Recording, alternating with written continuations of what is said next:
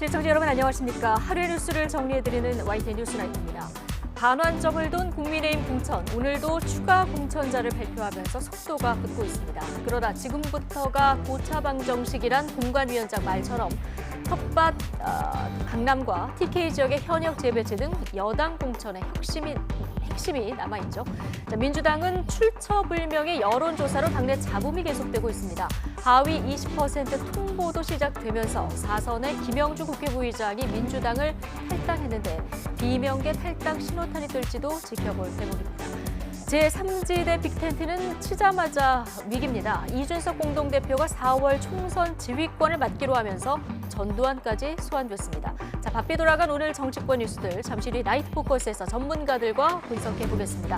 월요일 뉴스 나이트 오늘의 헤드라인 보시고 의료계 집단행동 파장부터 짚어보겠습니다.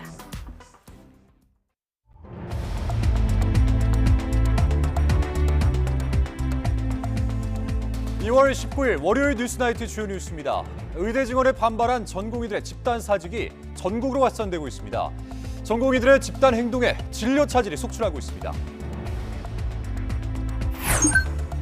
정부는 전공의들에게 진료 유지 명령을 내리고 비상진료 체계를 가동했습니다. 또 의사협회 지도부 2명에 대해서는 면허 정지 행정 절차에 들어갔습니다.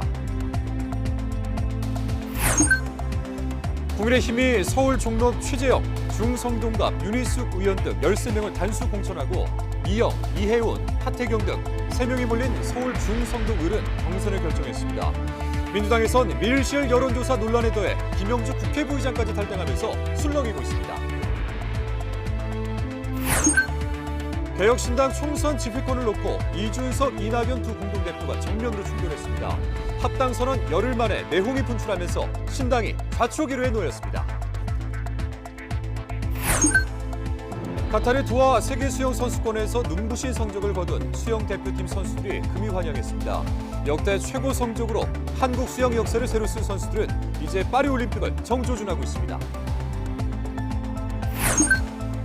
절기상 우수인 오늘 전국에 비가 내리는 가운데 날씨도 포근했습니다. 하지만 내일부터는 다시 쌀쌀해지고 동해안에는 밤사이 폭설이 쏟아지겠습니다. 대학병원 전공의들이 사직서를 내자마자 진료 현장을 떠나는 사례가 늘고 있습니다. 진료 차질이 현실화하면서 정부는 모든 전공의에게 진료 유지 명령을 내리고 의사협회 지도부에게는 면허 정지 행정 절차에 들어갔습니다. 김혜은 기자입니다. 세브란스 병원 전공의들은 가장 먼저 진료실을 떠나기 시작했습니다. 서울의 5개 주요 병원 전공의들이 병원을 비우기로 예고한 날짜보다 하루 앞서 무더기로 행동에 옮긴 겁니다. 이 때문에 하루 200건에 이르는 수술 일정은 줄줄이 뒤로 밀렸습니다. 평소의 절반 수준으로 일정이 조정되면서 병원 곳곳에서 의료 대란이 현실로 닥쳐왔습니다. 다른 대학병원에서도 전공의 사직 행렬이 줄줄이 잇따른 상황. 젊은 의사들은 정부의 의대 증원과 필수 의료 정책에 실망했다며 차라리 일터를 떠나겠다고 밝혔습니다. 사명감이 없으면 이 직업은 못합니다. 근데 그 사명감이 전부 무너진 느낌인 거예요. 부정당하는 느낌이고 그렇기 때문에 난 못하겠어. 뭐 화가를 하겠다거나 아니면 다른 꿈이 있었던 분은 다시 꿈을 펼치겠다. 전국 200여 개 수련병원에서 근무하고 있는 전공의는 13,000여 명. 정부는 이들에게 진료 유지 명령을 내리고 복귀 명령을 위반할 경우 처벌에 나설 방침입니다. 저희가 매일매일 일일 현황을 기관으로부터 받습니다. 오늘 출근했는지 정상으로 근무하고 있는지를 현황을 당분간 받도록 되어 있다는 점을 말씀드립니다. 의사협회에 대해서는 면허 정지 행정 절차를 시작했습니다. 정부는 김태구 대한의사협회 비상대책위원장과 박명아 의협 비대위 조직강화위원이 집단행동 교사 금지 명령을 위반했다며 각각 면허 정지 사전 통지서를 발송했습니다. 경찰은 의사들의 집단행동 관련 고발이 이뤄질 경우 엄정히 수사하고 주동자에 대해선 구속 수사까지 검토하겠다고 밝혔습니다. YTN 김혜은입니다. 정부는 현실화하는 의료 차질을 최소화하기 위해서 비상진료 체계 가동에 들어갔습니다. 대형 병원 진료를 응급 위주로 운영하고 국군병원 응급실도 일반인에 개방할 계획입니다. 김평정 기자입니다. 전공의를 포함한 의사들의 진료 거부가 현실화하자 정부는 진료 공백을 최소화하는 데 집중하기로 했습니다. 위급한 환자가 우선 치료받도록 대형 병원은 응급 위주로 가동됩니다. 경증과 비응급 환자는 협력병원으로 옮기도록 지원하고 지방의료원 등 공공병원은 저녁 8시 등으로 진료 시간을 늘립니다. 정부는 전국 409개 응급의료기관의 응급실을 24시간 운영하여 비상진료에 차질이 없도록 하겠습니다. 응급, 중증 수술을 최우선으로 대응하고 상황이 악화하면 공보위와 군의관을 주요 의료기관에 투입할 예정입니다. 또 국군병원 응급실을 개방해 일반인도 이용할 수 있도록 할 계획입니다. 응급실을 운영하고 있는 군 병원이 12개가 있습니다. 수술이나 이런 것들은 군인 중심으로 진행을 하되 응급실 진료는 민간인에게도 개방해서 진료를 하는 것으로 되어 있고 그 병원에 찾아가시면 되고요. 의사 집단 행동이 장기화되면 흔히 수술실 간호사로 불리는 PA 간호사의 역할을 확대하는 방안도 추진합니다. 다만 간호협회는 현행법상 위법인 PA 간호사 확대 방안은 아직 논의된 내용이 없다며 법적 보호 없이 활용돼선 안 된다는 입장입니다. 정부도 간호협회와 해당 사안에 대해 소통하진 않았다면서 앞으로 협의한 뒤 법적 안전망 등을 검토하겠다고 설명했습니다. 이와 함께 정부는 대상 환자의 제한 없이 비대면 진료를 전면 허용하겠다고도 밝혔습니다. 의사 집단 행동으로 피해가 발생한 경우 상담부터 소송까지 지원하는 피해 신고 지원센터도 운영합니다. YTN 김평정입니다. 전공의들이 집단 사직서를 내면서 곳곳에서 의료 차질이 현실화되고 있습니다. 응급실에 들어가지 못하거나 어렵게 잡은 수술이 갑자기 취소되는 일도 발생하고 있습니다. 임혜진 기자입니다. 사흘 내내 구토에 시달려 속이 망가진 70대 환자 A씨. 동네 병원 2곳을 가도 차도가 없자 대형 병원 응급실을 찾았지만 안에 들어가지도 못하고 밖에서 기다리는 중입니다. 전공의들이 부족해 당장 진료가 어렵다는 게 이유였습니다. 물 한 모금 겨우 마실 정도로 몸 상태가 좋지 않아도 뾰족한 방법이 없었습니다. 복통이 3일 동안 나와서 도저히 견딜 수 없어서 내일이 진료 날인데 견딜 수 없어서 지금 아침에 온 건데 거절을 당하는 거죠. 바람에서 지금 할 수가 없다. 다음 주 위암 재수술을 앞둔 김모 씨 어머니도 수술이 미뤄졌다는 병원 통보를 받았습니다. 수술 뒤 5일쯤 입원해야 한다는 의사 소견에 따라 일정을 모두 조율해놨는데 틀어지게 됐습니다. 더욱이 언제 다시 수술할지 기약도 없어 혹시 병세가 나빠지면 어쩌나 걱정이 큽니다. 병원 측에서 1월 달에 검사를 해서 2월 달에 바로 수술 날짜 잡는 것 자체가 수술이 필요하다고 생각을 해서 잡은 거잖아요. 이렇게 되면 이제 병원에 대한 신뢰도도 없어지고 의료진에 대한 신뢰도도 없어진다고 느껴지거든요. 대학병원 전공의들이 집단으로 사직서를 제출하면서 피해는 오롯이 환자들 몫이 됐습니다. 의대 정원 확대 정책을 둘러싼 정부와 의사단체 간 갈등의 여파가 고스란히 환자들에게도 이어지고 있습니다. 게다가 서울뿐 아니라 각 지역 대학병원 곳곳에서 집단 사직에 동참하는 전공의들이 늘어나 의료 공백이 전국으로 확산할 조짐입니다. 이런 가운데 전공의들이 사직 수리 여부와 관계없이 단체로 병원 밖으로 떠나겠다 예고해 의료 대란은 더욱 거세질 것으로 전망됩니다. YTN 임혜진입니다. 전공의 집단 사직에 이어서 의대 학생들도 단체 휴학을 결의하는 등 집단 행동이 본격화하고 있습니다. 교육부는 휴학 요건을 엄격하게 적용하겠다면서 철저한 학사 관리를 주문했습니다. 유서연 기자가 전해드립니다. 정부의 의대 증원 방침에 반발해 전공의에 이어 의대 학생들까지 집단 행동에 나서는 모양새입니다. 한림대 의대 본과 4학년생들의 동맹 휴학 결의가 SNS를 통해 알려졌고 원광대 의대생 160여 명은 실제로 휴학계를 냈다가 철회하기도 했습니다. 앞서 의과대학생 협의회는 동시에 휴학계를 내기로 결정했습니다. 1년간 휴학하는 방식으로 의대 증원에 반대한다는 뜻을 나타내기로 한 겁니다. 전공의 집단 사직에 이어 의대생 집단 휴학 움직임까지 보이자 정부도 대응에 나섰습니다. 전국 40개 의과대학 총장들과 긴급 화상회의를 열고 적극적인 대응을 당부했습니다. 학생들이 잘못된 선택으로 불이익을 받는 일이 없도록 모든 노력을 기울여야 하는 긴박한 시기입니다. 향후 각 대학별 상황을 신속히 공유하여 적극 대응해 주시기 바랍니다. 정부는 의대 증원 반발은 휴학 사유가 안 된다면서 요건을 엄격하게 적용할 방침입니다. 학칙을 제대로 운영하지 않은 대학은 시정명령 등 관련 법령에 따라 조치할 수 있다고 경고했습니다. 전국 40개 의대가 속한 한국의과대협회는 교육 현장에 혼란이 초래된 현실이 참담하다면서 의대 증원 재조정을 촉구했습니다. 보건복지부는 의사수 연 2,000명 증원을 결정한 근거를 지금이라도 제시하고 제시할 수 없다면 2,000명 증원 계획의 철회를 요구합니다. 또 증원에 앞서 인력이 필수 의료로 유입될 수 있도록 하는 정책이 우선해야 한다고 목소리를 높였습니다. YTN 유서연입니다. 국민의힘이 4월 총선을 앞두고 정칠번지로 불리는 서울 종로에 현역인 최재형 의원을 단수 후보자로 결정했습니다. 김기현 전 대표와 김은혜 전 대통령실 홍보수석은 경선을 치르도록 했습니다. 조성호 기자의 보도입니다. 지난주 공천 면접 심사를 모두 마친 국민의힘은 추가로 단수 공천과 경선 지역구를 발표했습니다.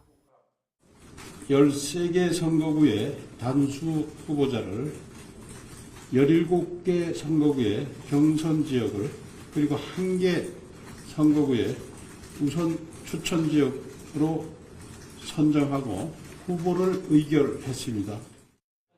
정치 1번지로 불리며 상징성이 큰 서울 종로엔 최재형 의원이 단수 공천을 받았습니다. 한동훈 비대위원장이 운동권 출신 임종석 전 대통령 비서실장 대항마로 뛰었던 경제통 윤희숙 전 의원은 서울 중성동갑 후보로 확정됐습니다.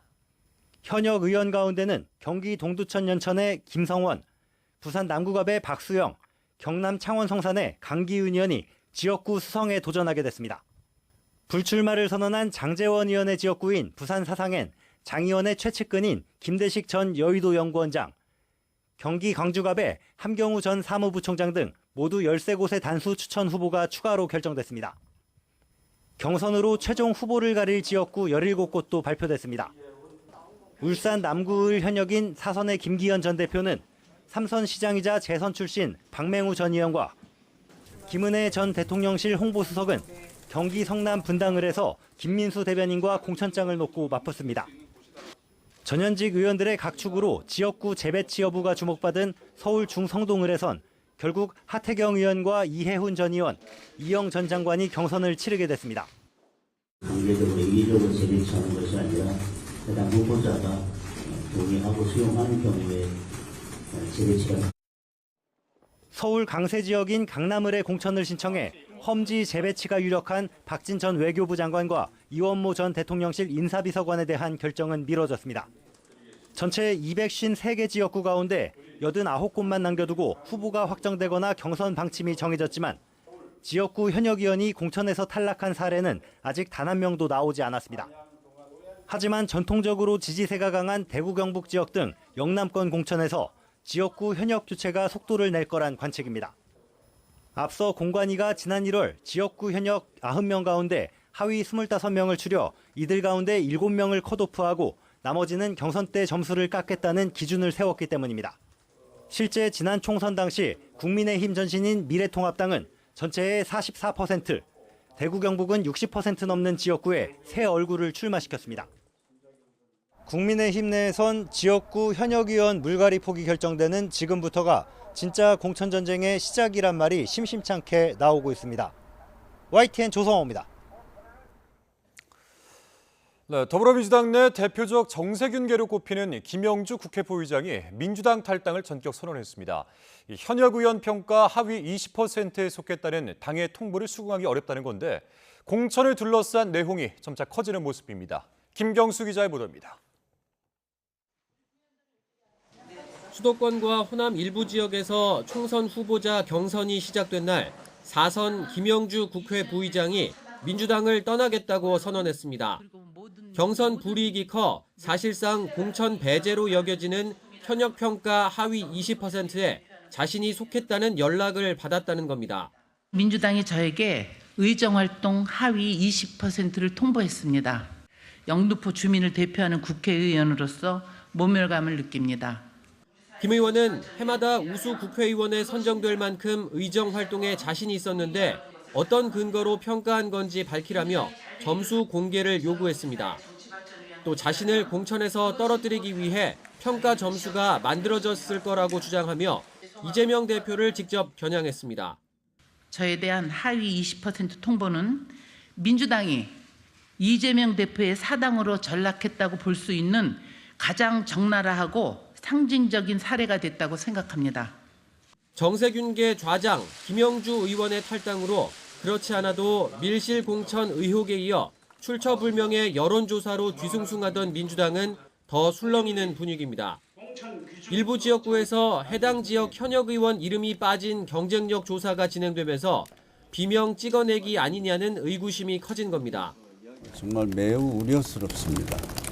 내 사람 시기 이런 것에 몰두해가지고 이렇게 당이 갈등과 분열로 들어가는. 민주당은 공천 관련 기구가 실시한 공식 조사가 아니라고 해명했지만 당에서 실제로 진행한 것인지 또 뭐 다른 곳에서 한 건지 이런 것들을 구별해내기는 좀 어려운 상황입니다. 하위 20% 통보에 이어 경선과 전략공천 추가 발표가 임박한 상황에서 비명 물갈이의 신호탄 아니냐는 해석이 나오고 있습니다.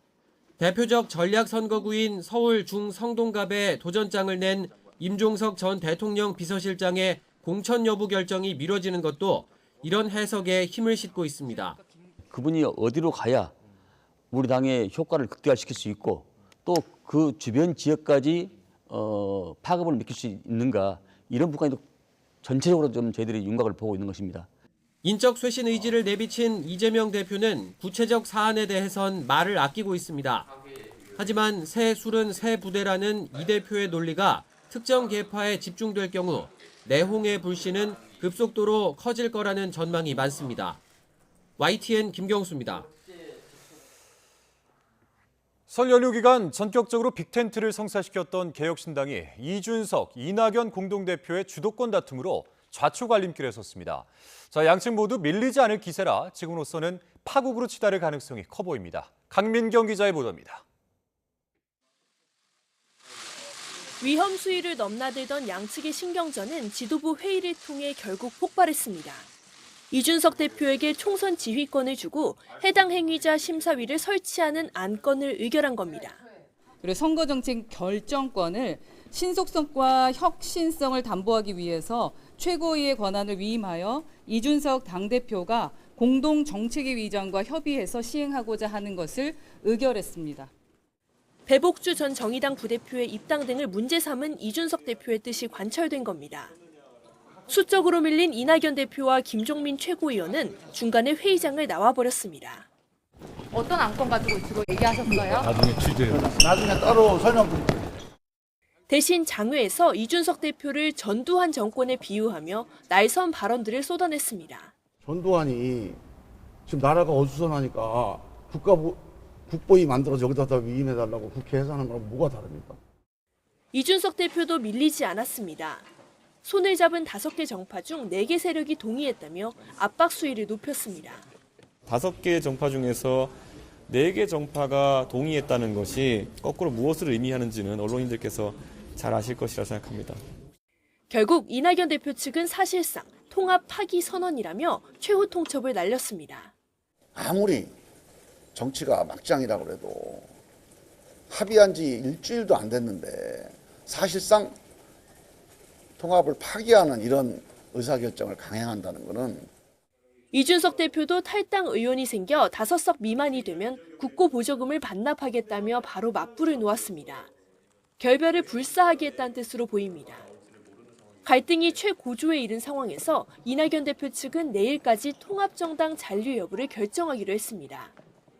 결별 수순을 밟을지 분열은 공멸이란 위기감에 극적으로 타협점을 찾을지 관심이 쏠립니다. YTN 강민경입니다.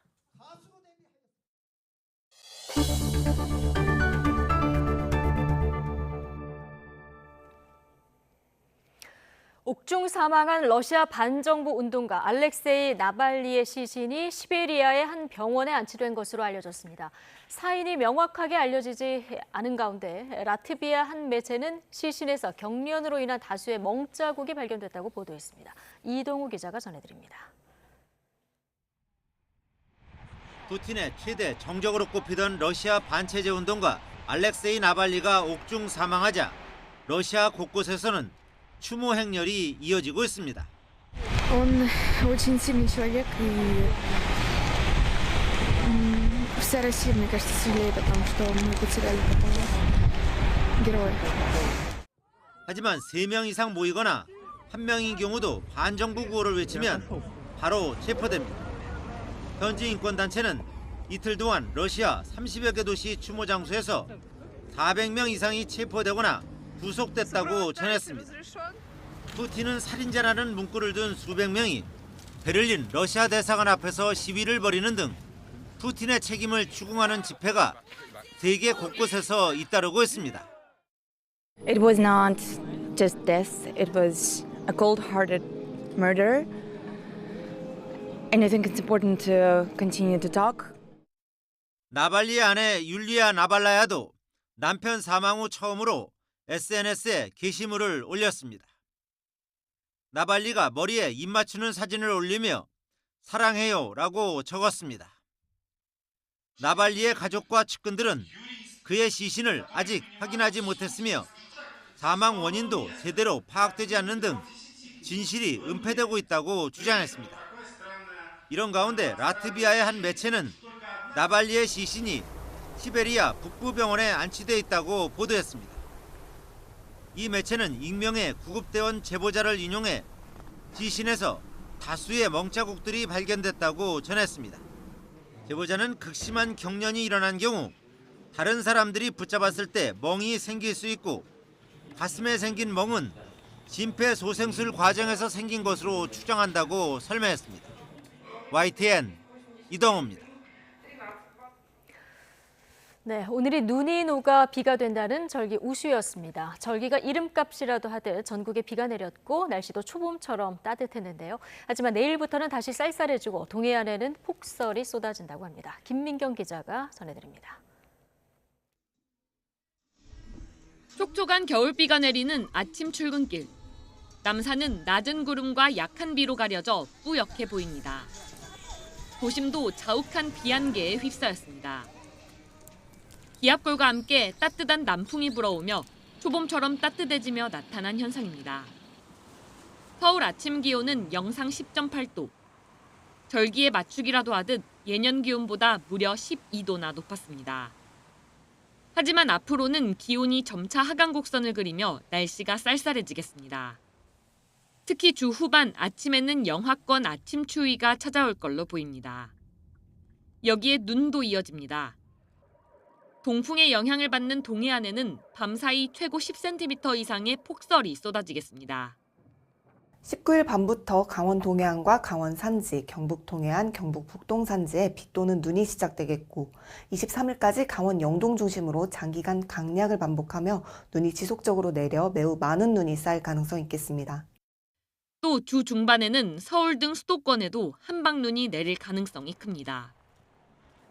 이번 한 주 겨울의 막바지 심술인 눈과 강풍, 기습추위에 대한 주의가 필요해 보입니다. YTN 김민경입니다. 카타르 도하 세계 수영 선수권에서 눈부신 성적을 거둔 수영 대표팀 선수들이 금이 환영했습니다. 역대 최고 성적으로 한국 수영 역사를 새로 쓴 선수들은 이제 파리올림픽을 정조준하고 있습니다. 양시창 기자입니다. 황선우와 김우민 등 수영 대표팀 선수들이 손을 흔들며 입국장에 들어섭니다.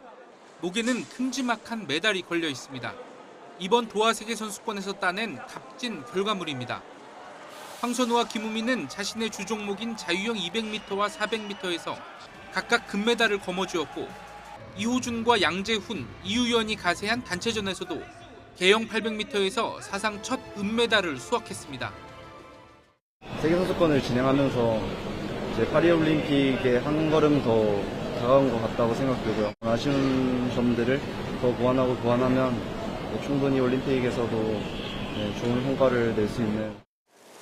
경영 대표팀 선수들뿐 아니라 다이빙 3m 김수지가 개인과 혼성에서 동메달 2개를 따내는 등 한국 수영 역사에 남을 기록이 쏟아졌습니다. 이번 세계선수권에서 한국이 따낸 메달은 모두 5개로 종합 순위는 8위. 지난 2007년 박태환 홀로 금메달과 동메달을 하나씩 따낸 멜버른 대회의 13위 성적을 훌쩍 뛰어넘는 한국 수영 사상 최고 기록입니다. 무엇보다 한 명에게 의존했던 과거와 달리 여러 종목에서 여러 명의 선수가 동시에 메달을 따냈다는 점이 고무적입니다.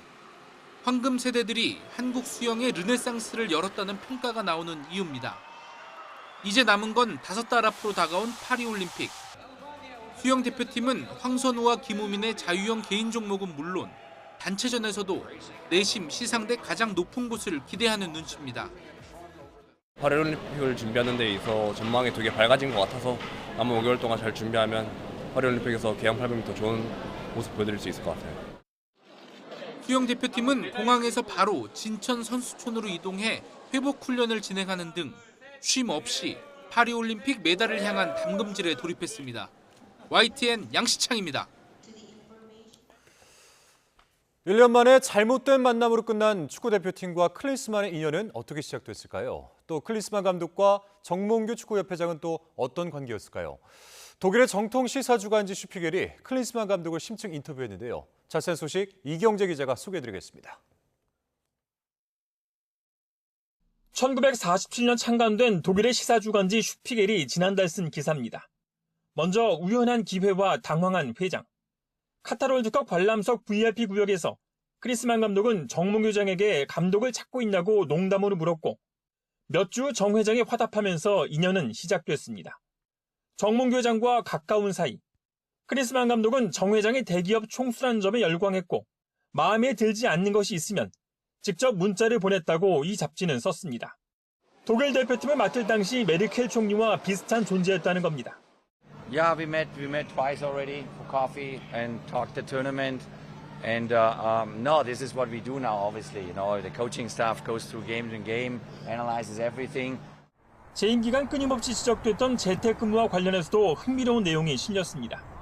클린스만은 캘리포니아에서 일요일마다 아마추어 클럽에서 축구를 했는데 모든 것이 비공식적인 미국 생활을 즐겼다는 겁니다. 국가대표 파주 트레이닝 센터는 숙박시설이 낡고 북한과 가까운 곳이어서 싫어했다고 슈피겔은 전했습니다. 클린스만과의 개인적 친분에 대한 지적을 받았던 정몽규 회장은 클린스만 감독을 정해진 절차에 따라 선임했다고 해명했습니다. 클린스만 감독의 선임 과정에 대해서 여러 가지 오해가 있는 것 같습니다. 사실 그 벤투 감독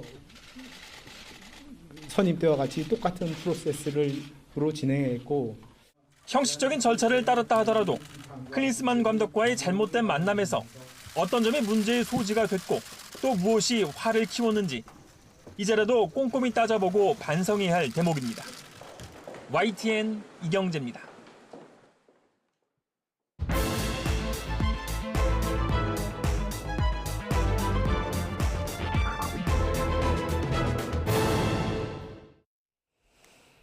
정치권 관심 뉴스들 진단해보는 나이트 포커스. 오늘은 최수영, 김상일 정치평론가 두 분과 함께하겠습니다. 어서 오십시오. 안녕하세요. 안녕하십니까. 자, 국민의힘 공관위가 현역 의원을 포함한 13명을 단수공천자로 오늘 발표했고요. 경선으로 결정된 17곳도 추가로 발표했습니다. 그리고 은평을 한 곳은 우선 추천 지역으로 결정을 했는데 좀 속도감이 붙는 모습입니다. 253개 가운데 지금 89곳 빼고 후보가 확정이 되거나 아니면은 경선 방침으로 확정이 된 건데 자, 오늘 주요 단수 추천지 가운데 조금 눈에 띄는 지역 두 곳을 저희가 모아봤는데요. 먼저 서울 종로입니다. 정치 1번지인데 현역 최재형 의원이 단수 공천 확정이 됐어요. 네. 예. 저는 이제 많은 분들이 종로가 전략지구로 갈 것이다 예상을 했는데 최재형 의원이 받았어요. 근데 저는 이게 두 가지를 의미한다고 봐요. 그러니까 최재형 의원이 그래도 전직 그 대선 후보 아니었습니까? 네. 예비 경선까지 갔던. 게다가 이제 그 최근 들어서는 굉장히 말하자면 현안에 대해서 이 말을 아끼고 이른바 로우키 전략으로 계속 대응을 했어요. 그러다 보니까 이제 오히려 지역구 관리에 굉장히 공을 쏟고 이런 과정을 통해서 굳이 여기가 이제 또 현역 의원이 국민의힘 현역 의원이 있는 곳인데 굳이 또 다른 사람을 투입해서 전략 지역을 한다는 건 명분에도 맞지도 않지 않습니까? 박진 의원 재배치 관측도 있었잖아요. 그렇죠. 그래서 박진 의원이 원래 종로에서 3선을 하셨지만 예. 그럼에도 불구하고 현역 의원이 국민의힘인데 같이 보내서 경선을 붙이기도 그렇고 단수 전략 지역 하기도 그래서 아마 박진 의원은 서대문 을로 아마 돌리는 쪽으로 이렇게 아마 가닥이 잡히지 않느냐라는 관측들이 많습니다. 그리고 박진 의원도 당의 어떤 결정이라도 자기는 수용하겠다 이렇게 밝혔기 때문에 아마 이런 식으로 교통정리의 자연이 되는 것 같고 최재형 그 의원을 공천함으로써 저는 비주류에도 상당 부분 공을 또 드릴 수도 있다. 그다음에 차별과 우리는 공정을 훼손은 없다라는 시그널을 확실히 준 것으로 생각이 됩니다. 그리고 윤희숙 의원은 네. 뭐 사실은 공정성 시비가 붙을 수도 있었지만 그럼에도 불구하고 제가 윤희숙 의원을 이렇게 빨리 배치한 거는 중구 성동을 이제는 상징적인 서울의 가운데 전략적으로 부상했기 때문에 네. 빨리 안정적인 후보를 투입함으로써 여기에서 좀 경쟁력을 더 강화시키자 그런 측면인 것 같아요. 그래서 오히려 이제는 윤희숙 의원의 맞상대인 민주당 후보가 누구로 결정될 것인가 이게 오히려 관심을 끌면서 윤희숙 의원의 정치적 중량감은 조금 더 키워질 것 같습니다. 중성동구 갑이죠. 네, 그렇습니다. 윤희숙 전 의원 단수 공천을 받았는데 네. 뭐 처음에 임종석 대항마로 이제 거론이 됐었는데 정작 네. 민주당에서는 임종석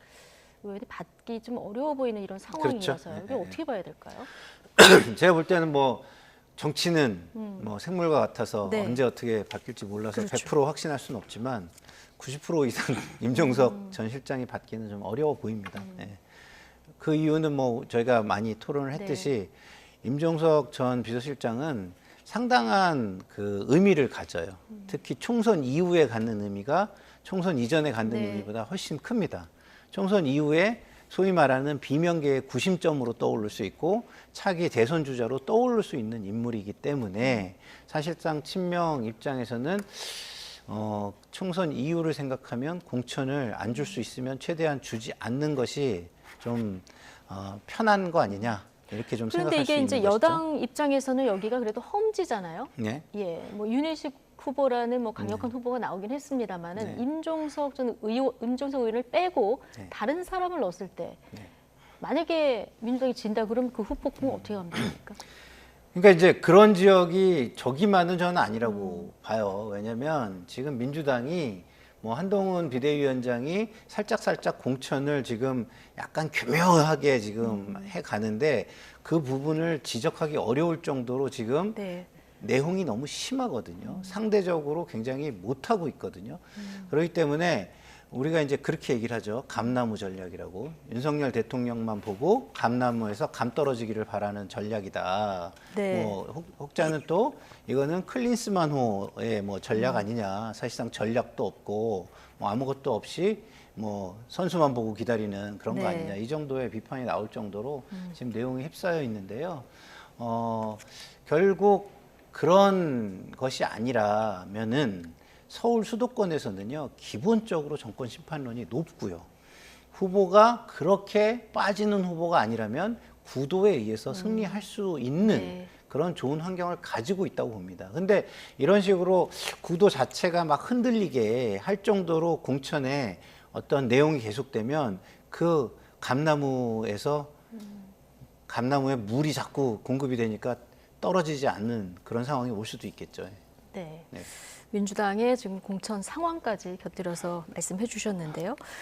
자, 서울 중성동을 여기 당의 중량급 인사들 3명이 한꺼번에 공천 신청을 해서 굉장한 관심 지역인데 경선 지역구로 확정이 됐어요. 이제 3분이 경선을 치르는 거죠? 네, 그렇습니다. 근데 제가 보기에는 예. 사전 조율을 한 것 같은데 사전 조율이 어려우니까 그럼 사후 조율을 하겠다는 의지 같아요. 그러니까 이 3분은 굉장히 대중적으로도 인지도가 있고 그다음에 그 중량감도 있고 그런 분들이기 때문에 굉장히 말하자면은 여기서 경선에서 떨어졌다고 그냥 사장시키기에는 그냥 이번에 총선에 불출마시키기에는 너무 아까운 거죠. 근데 우리 공직선거법이 이제 경선에 참여하는 의원이 탈당해서 무소속으로 출마하는 거는 이른바 그게 이인제 방지법이라 해서 이제 금지돼 있지만 실제로 다른 지역에 뭐 당이 전략 배치하고 이런 거는 아무 상관이 없거든요. 그렇기 때문에 저는 이제 그 깔끔하게 세 분이서 너무 과열된 경선을 하면 후유증이 남으니까 네. 서로 이제 지금 당에서 배치한 이제 그러니까 8대 2죠. 여기는 이제 험지기 때문에 그 여론조사 80과 이제 당원 투표 20으로 깔끔하게 경선을 치른 다음에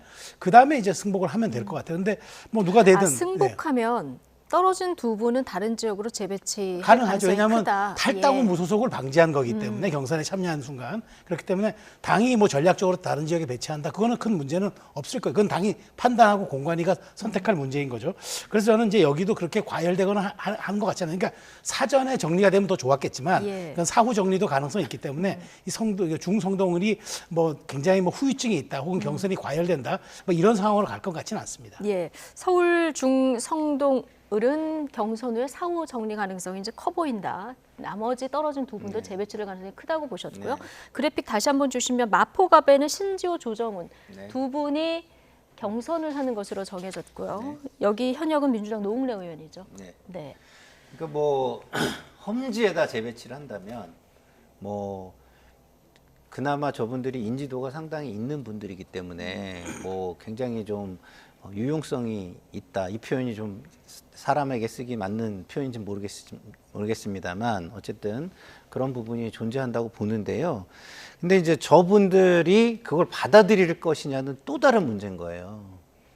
험지로 가서 예. 어려운 선거를 치르는 거를 좋아할 수는 없잖아요.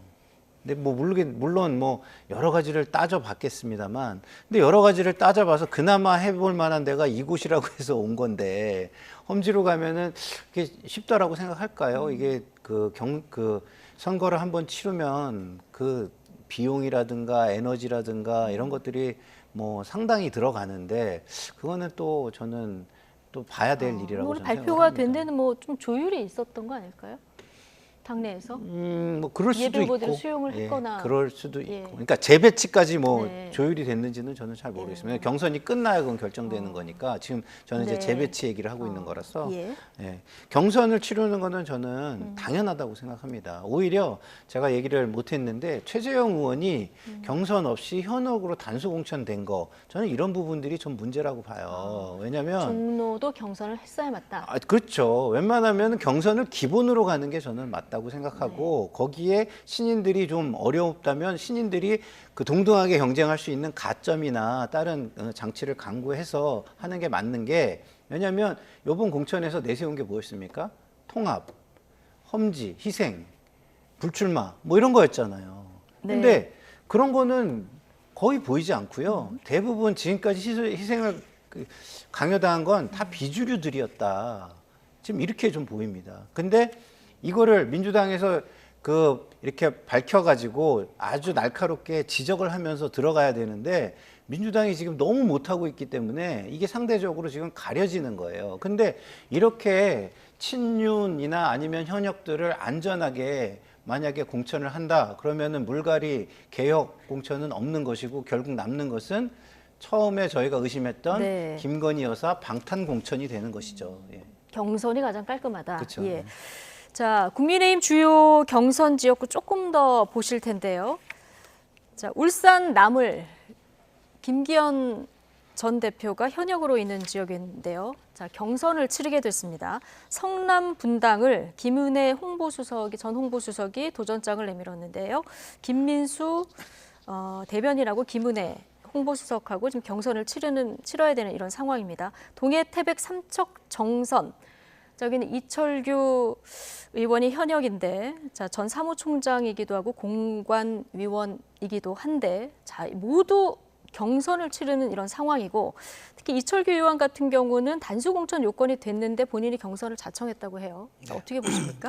저는 이 세 곳을 좀 제각각 들여다봐야 한다고 봐요. 그러니까 이게 지금 말하자면은 국민의힘의 컨셉 공천이라고 좀 보는데 뭐냐. 그럼 김기현 전 대표에게는 사실 북구 출마 제의가 있었다고 하잖아요. 예. 근데 이제 거부하고 하다 보니까 박맹호 이제 전 울산 시장을 붙였는데 이분도 재선 의원인가에다가 울산 시장을 경험해서 경쟁력이 만만치 않아요. 그러니까 지금 김기현 전 대표가 이 부분에 대해서 본인이 거부했기 때문에 그러면 굉장히 허들이 높은 경선을 붙여가지고 여기에 대한 승자는 예측이 어렵습니다. 네. 그래서 이거는 그건 당의 헌신성과 선당후사를 요구했던 데 대한 어떤 당의 대응이라고 저는 보여지고요. 두 번째, 분당을의 이제 김은혜 후보와 김민수 후보는 제가 듣기로는 여론조사가 좀 팽팽했다고 해요. 예. 그래서 결국 이건 경선으로 갈 수밖에 없지 않냐니까 이거는 당이 정확하게 이길 수 있는 후보를 공천하겠다는 그 모토에 맞는 것 같고, 세 번째 이철규 의원 이건은 말이죠. 이렇게 보면 될 것 같아요. 지금 최근에 한동훈 의원의 측근이라 할 수 있는 사람들이 전부 단순 공천된 사례가 없습니다. 장도영 사무총장 네. 거기도 경선하기로 예. 했고요. 지금 김영동 비대위원장은 비서실장은 아예 지금 그 경선인지 단순인지 얘기도 예. 안 하고 있어요. 아마 본인 속이 매우 탈 겁니다. 그리고 이철규 총장 자청에서 경선 받겠다 했잖아요. 그러니까 측근도 이렇게 말하자면은 공정과 정말 어떤 그 말하자면 경쟁에서 단 한 치도 이탈함이 없는데 어떻게 다른 사람들이 여기에 이의를 제기합니까? 저는 그래서 굉장히 그립을 잡기 좋은 명분과 그런 어떤 말하자면 정치적으로 굉장히 아마 선택적으로 보면은 이 한동훈 위원장과 정공관위원장이 예. 굉장히 밀당 전략을 잘 구사하고 있는 것 아닌가 그런 생각이 들어요. 예. 현재까지 국민의힘 공천을 봤을 때 뭐 큰 갈등 없이 진행되고 있다. 이게 좀 대체적인 평가이긴 한 것 같은데요. 컷오프 당한 일부 후보들 반발도 조금 일부 나오고 있고, 그렇죠. 그리고 이제 TK 25곳 가운데 단수 추천받은 곳 4곳밖에 안 되지 않습니까? 네. 강남도 아직 안 정해졌어요. 네. 자, 이 지역들의 현역 물갈이라든가 재배치가 발표가 되는 것이 이제 여당의 핵심 공천에서 지켜볼 대목인데, 정영환 위원장이 이제부터가 고차 방정식이라고 하지 않았습니까? 이제부터가 고차 방정식인데 제가 볼 때는 지금부터도 아까도 말씀드렸지만 교묘하게 국민들의 눈을 피하는 굉장히 교묘한 약간의 저는 기만 섞인 공천이 이루어지고 있다고 저는 보는 거예요. 지난주까지만 해도 잘하고 있다. 그렇죠. 지난주는요. 일단은 비주류의 재배치였어요. 예. 비주류의 재배치지만 그래도 거기에서 불만이나 갈등이 제어되고 김성태 전 원내대표도 백의종군을 선언하고 김무성 의원도 사실상 그 공천 주도권에 힘을 실어주고 이런 좋은 모습이었죠. 근데 민주당이 반면에 너무 여기에 경쟁이 상대적으로 경쟁이 안 될 정도로 못하니까 계속 상대 우위가 이루어지는 걸 틈타서 제가 볼 땐 긴장이 좀 풀렸다. 저는 이렇게 생각합니다. 어떤 부분이 그렇다고 보십니까? 현역들을 거의 다 대부분 단수 공천으로 지금 하고 있어요. 예?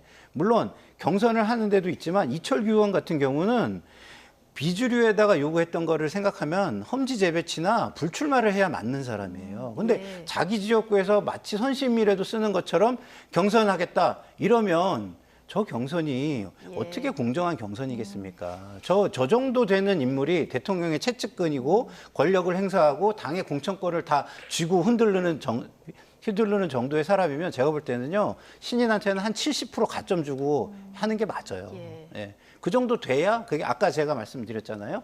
그 레블링 더 필드 그 플레이그라운드라고 이 수준을 경기장에 기울어지지 않게 수준을 경기를 할 수 있게 맞춰주는 게 되는 거 아니겠습니까? 예. 그래서 저는 이런 것들이 다 민주당 탓이에요. 제가 보면 우리 당 탓입니다. 왜냐하면 조금 이런 상대적 우위를 저쪽이 갖게끔 이렇게 교묘하게 해도 그거를 지적하고 눈에 보여지게 할 수 없을 정도로 지금 내용을 겪고 잘 못하고 있기 때문에 나타나는 현상이라 제가 뭐라고 할 수는 없습니다만 그래도 평론가의 입장에서는 이것은 제가 볼 때는 희생적인 공천, 개혁적인 공천, 그리고 처음에 약속했던 물갈이 공천과는 거리가 먼 공천이고 결국은 그것은 김건희 여사의 특검법 방탄을 위한 공천을 교묘하게 하고 있다라고 저는 볼 수밖에 없습니다. 상대 평가에서 좀 괜찮다는 평가가 나올 뿐이지 국민의힘 희생은 아직 모자라다. 자, 이렇게 이제 진단을 하셨는데 오늘 한동훈 위원장 그 비대위 회의에서 우리는 아직도 어렵고 아직도 쫓는 입장이다 이렇게 진단을 했거든요. 한동훈 위원장의 진단 어떻게 보십니까? 이게 많이 듣던 목소리 아닌가요? 우리 2002년 월드컵 때 우리가 조금 초반에 승리할 때 히딩크가 뭐라 그랬습니까? 우리는 아직도 배고프다 그랬잖아요. 기억하실 거예요. 똑같은 얘기입니다. 지금 무언가 약간 구도가 변한 것 같고 정권 심판론에서 거야 심판론으로 약간 이동하는 것 같고 이런 그런 징후들도 보이고 약간 그런 여론조사에 그런 게 나타나지만 아직도 그렇지만 달라진 것은 없다. 왜냐하면 공천이 확정된 것도 아니고 민주당이 지금 다 공천한 것도 아닌 상황에서 이걸 지금 우리가 아직도 잡음이 없고 매끄럽게 진행된다고 우리가 벌써 우위에 섰다? 이렇게 보기는 어렵죠. 오히려 그런 작은 자만감이 또 더 큰 불씨가 되기 때문에 선거를 앞두고는 1점 득점하는 것도 중요하지만 더 실점하지 않는 게 더 중요합니다. 그래서 정말 그 스포츠에서도 가장 강한 강팀은 수비를 잘하는 팀입니다. 공격 잘하는 팀이 아니라. 그래서 그런 측면에서 놓고 보면은 경기는 조금 재미없어도 결국에 우승할 수 있는 전력을 갖추겠다라고 생각하는 것 같아요. 그래서 지금 우리 김상현 평론가께서는 이제 이게 결국은 이제 김건희 여사 혹은 특검법 이걸 때문에 방탄하기 위해서 사람을 내보내지 않는다. 그렇진 않아요. 왜냐하면 지금 보십시오. 어떻게 최재형 의원 같은 경우는 비주류잖아요. 그렇기 때문에 저는 이런 게 보는 것 같아요. 그러니까 공천은 컨셉별로 우리가 새 인물을 교체할 때 근데 이제 인물 교체는 주로 막판에 해야 사실 그게 효과가 있고 감동도 있고 그다음에 국민들한테 오는 임팩트가 있는 거예요. 그런 측면에서 놓고 보면 지금 말하자면은 공천 서막은 올렸지만 아직은 하이라이트는 가지 않았다고 보는 게 맞습니다. 네, 하이라이트 갈 때 굉장히 국민들의 시선이 주목될 것 같은데요. 오늘 여당 비대위 회의에서는 이런 일도 있었습니다. 막말과 차별 발언에 대한 가부를 묻는 즉석 퀴즈쇼가 펼쳐진 건데요. 질문자는 김혜지 비대위원, 답변자는 국민의힘 지도부였습니다. 잠시 보고 오시겠습니다. 올바르지 못하고 차별적인 표현을 하면 그것을 바로잡는 그런 시간을 한번 가져보려고 하는데요. 혹시 장애를 앓고 있다가 맞을까요? 장애가 있다가 맞을까요? 장애가 있다가 맞지 않겠습니까? 예. 외눈박이 같은 견해 이런 걸 어떻게 또 다 바른 말로 고쳐주실 수 있을까요? 오늘 대표님 조금 전에 나가셨어요. 옆에서 웃고 계신 약간 팁을 주는데 편협된 네, 사고가 맞습니다. 눈먼 돈을 또 어떻게 바로 잡아주실 수 있을까요? 정말 평소에 많이 쓰는 표현인데 주인 없는 돈? 네, 출처를 알 수 없는 의심스러운 돈. 혹시라도 이런 은유나 직유를 사용하고자 하실 때는 원관념과 보조관념에 본인의 이름을 넣어주세요. 그랬을 때 내가 기분이 나쁘지 않다? 그럼 쓰셔도 됩니다. 근데 뭔가 기분이 좀 껄끄럽다? 그러면 절대 쓰시면 안 됩니다. 네. 자, 김경률 비대위원이 틀렸어요. 이런 거 보면은 짜고 한 건 아닌 것 같고요. 정말 즉석 돌발 퀴즈 같은데, 자, 김혜지 의원이 지금 은연중에 쓰는 잘못된 표현들 기준 어떻게 하면 구분할 수 있는지까지 좀 팁을 줬는데요. 자, 이거 막판 과거 선거판에서 여러 가지 차별적 발언, 또 혐오적 표현, 막말 이런 것들 때문에 선거 판세가 뒤집히는 일도 많았었는데 그렇죠. 이걸 좀 경계하는 차원에서 오늘 한 어떤 돌발 퀴즈 쇼라고 보면 될까요? 네, 저는 뭐 그렇게 보이고요.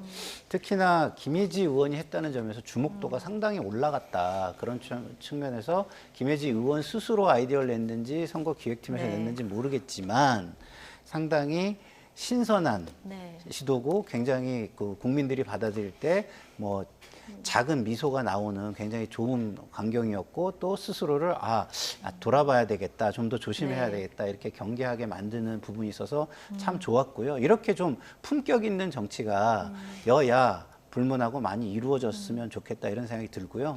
저도 방송하면서 사실은 이렇게 가끔가다 말이 굉장히 막혀요.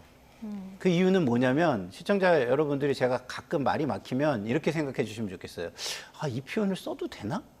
라는 단어들이 툭툭 튀어나오는 거예요. 좀 아까 눈먼 돈 뭐 이런 것처럼. 마찬가지입니다. 그래서 앵커님들이 그래도 훈련이 좀 돼 계시지만 저희들 같은 경우는 좀 그런 부분이 아마추어잖아요. 그렇지만 평상시에 계속 쓰던 말이 있다 보니까 툭 튀어나오려고 그러다가 이거 써도 될까? 이렇게 좀 하는데 그거는 제가 김예지 의원이 저한테 많은 사람에게 요구하는 것처럼 그런 부분을 좀 더 잘하려는 시도니까 좀 예쁘게 봐주십사 하는 말씀을 드립니다. 제가 짧게만 여기 말씀드릴까요? 그러니까 이게 물론 선거 전략적 차원에서 막판에 이제 그런 실수를 방지하는 그런 것도 있지만 제가 보기에 이건 의도된 전략일 수도 있어요. 왜냐하면 지금 이준석 대표가 지금 배복주 전장년 그 부인과의 지금 갈등설 때문에 예. 지금 입당 여부 가지고 논란이 많잖아요. 예. 결국에 장애인에 대한 문제 아니었습니까? 지금 그 타이밍이 갈등이 최고조 있는 타이밍에 김예지 의원의 이런 것을 함으로써 개혁신당을 겨냥한 거다. 상당 부분 차별성을 좀 부여하고자 하는 그런 메시지 전략이 담긴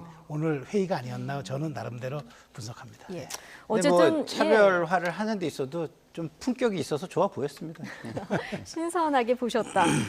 지난번 국회 연설 때도 그렇고요. 네. 김혜지 의원이 뭐 국민의힘뿐만 아니라 한국 정치에 주는 정치권에 주는 어떤 선한 영향력 같은 게 좀 그렇죠. 있어서 국민들이 아마 김상일 평론가 같은 눈으로 오늘 좀 많이 쳐다보지 않으셨을까 생각이 들고요. 민주당으로 가보겠습니다. 민주당 하위 평가 20%의 통보가 뇌관이 될 거다. 자, 이런 예측이 많았었는데요. 이게 시작되자마자 즉각 반발이 나왔습니다. 현역 국회 부의장인 4선의 김영주 의원이 자, 이에 반발하면서 탈당을 선언했는데요. 발언 듣고 오시겠습니다. 저는 이제 민주당을 떠나려고 합니다. 저는 친명도 아니고 반명도 아닙니다. 하지만 그런 저를 반명으로 낙인 찍었고 이번 공천에서 떨어뜨리기 위한 명분으로 평가 점수가 만들어졌다고 판단합니다. 저에 대한 하위 20% 통보는 민주당이 이재명 대표의 사당으로 전락했다고 볼 수 있는 가장 적나라하고 상징적인 사례가 됐다고 생각합니다. 민주당이 잘 되기를 바라지만 이재명을 지키지는 않겠습니다. 자, 하위 20% 평가, 자, 오늘부터 통보가 된 것 같은데요. 네. 김영주 의원 여기 포함이 된 것 같았어요. 네. 모멸감을 느낀다. 네. 자, 이러면서 민주당이 잘 되기를 바라지만 이재명을 지키지는 않겠습니다 하면서 이제 탈당을 선언을 네. 했거든요. 앞으로 그러니까 이런 사례가 더 늘어날까요? 뭐 그건 알 수 없죠. 네. 알 수 없고 20%가 얼마나 통보가 됐는지도 지금 모르잖아요. 20%가 다 통보됐는데 김영주 부의장만 있는 것인지 아니면 몇 명 안 했는데 벌써 이게 나오는 것인지에 따라 또 다른 것이고요. 그렇지만 이런 생각은 듭니다. 기본적으로 김영주 의원이 4선의 국회 부의장이고 여성 부의장이에요. 그렇기 때문에 선수가 조금 한 선수 아래인데도 굉장히 상징성이 있는 인물이거든요. 그래서 5선이 돼서 국회의장을 도전해 보겠다라고 사실은 생각하고 있는 분으로 제가 알고 있습니다. 예. 근데 그런 분이 탈당까지 선언할 정도면은 제가 볼 때는 아마 이것을 설득하거나 구체적인 근거를 통해서 승복시키는데 지도부가 실패한 거 아닌가 저는 이렇게 보는 게 맞다고 봐요. 그러면 지도부가 이런 공천에 있어서 그 후보자들을 승복시키는 방법은 제가 볼 때는 지금까지 제가 국회에서 정치권에서 있으면서 보아온 방법은 딱 두 가지입니다. 하나는 보다 높은 권위, 도덕적 권위를 스스로 확보하는 거예요. 그건 뭐냐? 자기 희생이나 자기 주변의 측근들의 희생을 먼저 보여주고 난 다음에 다른 사람들의 희생을 요구하는 방법 하나.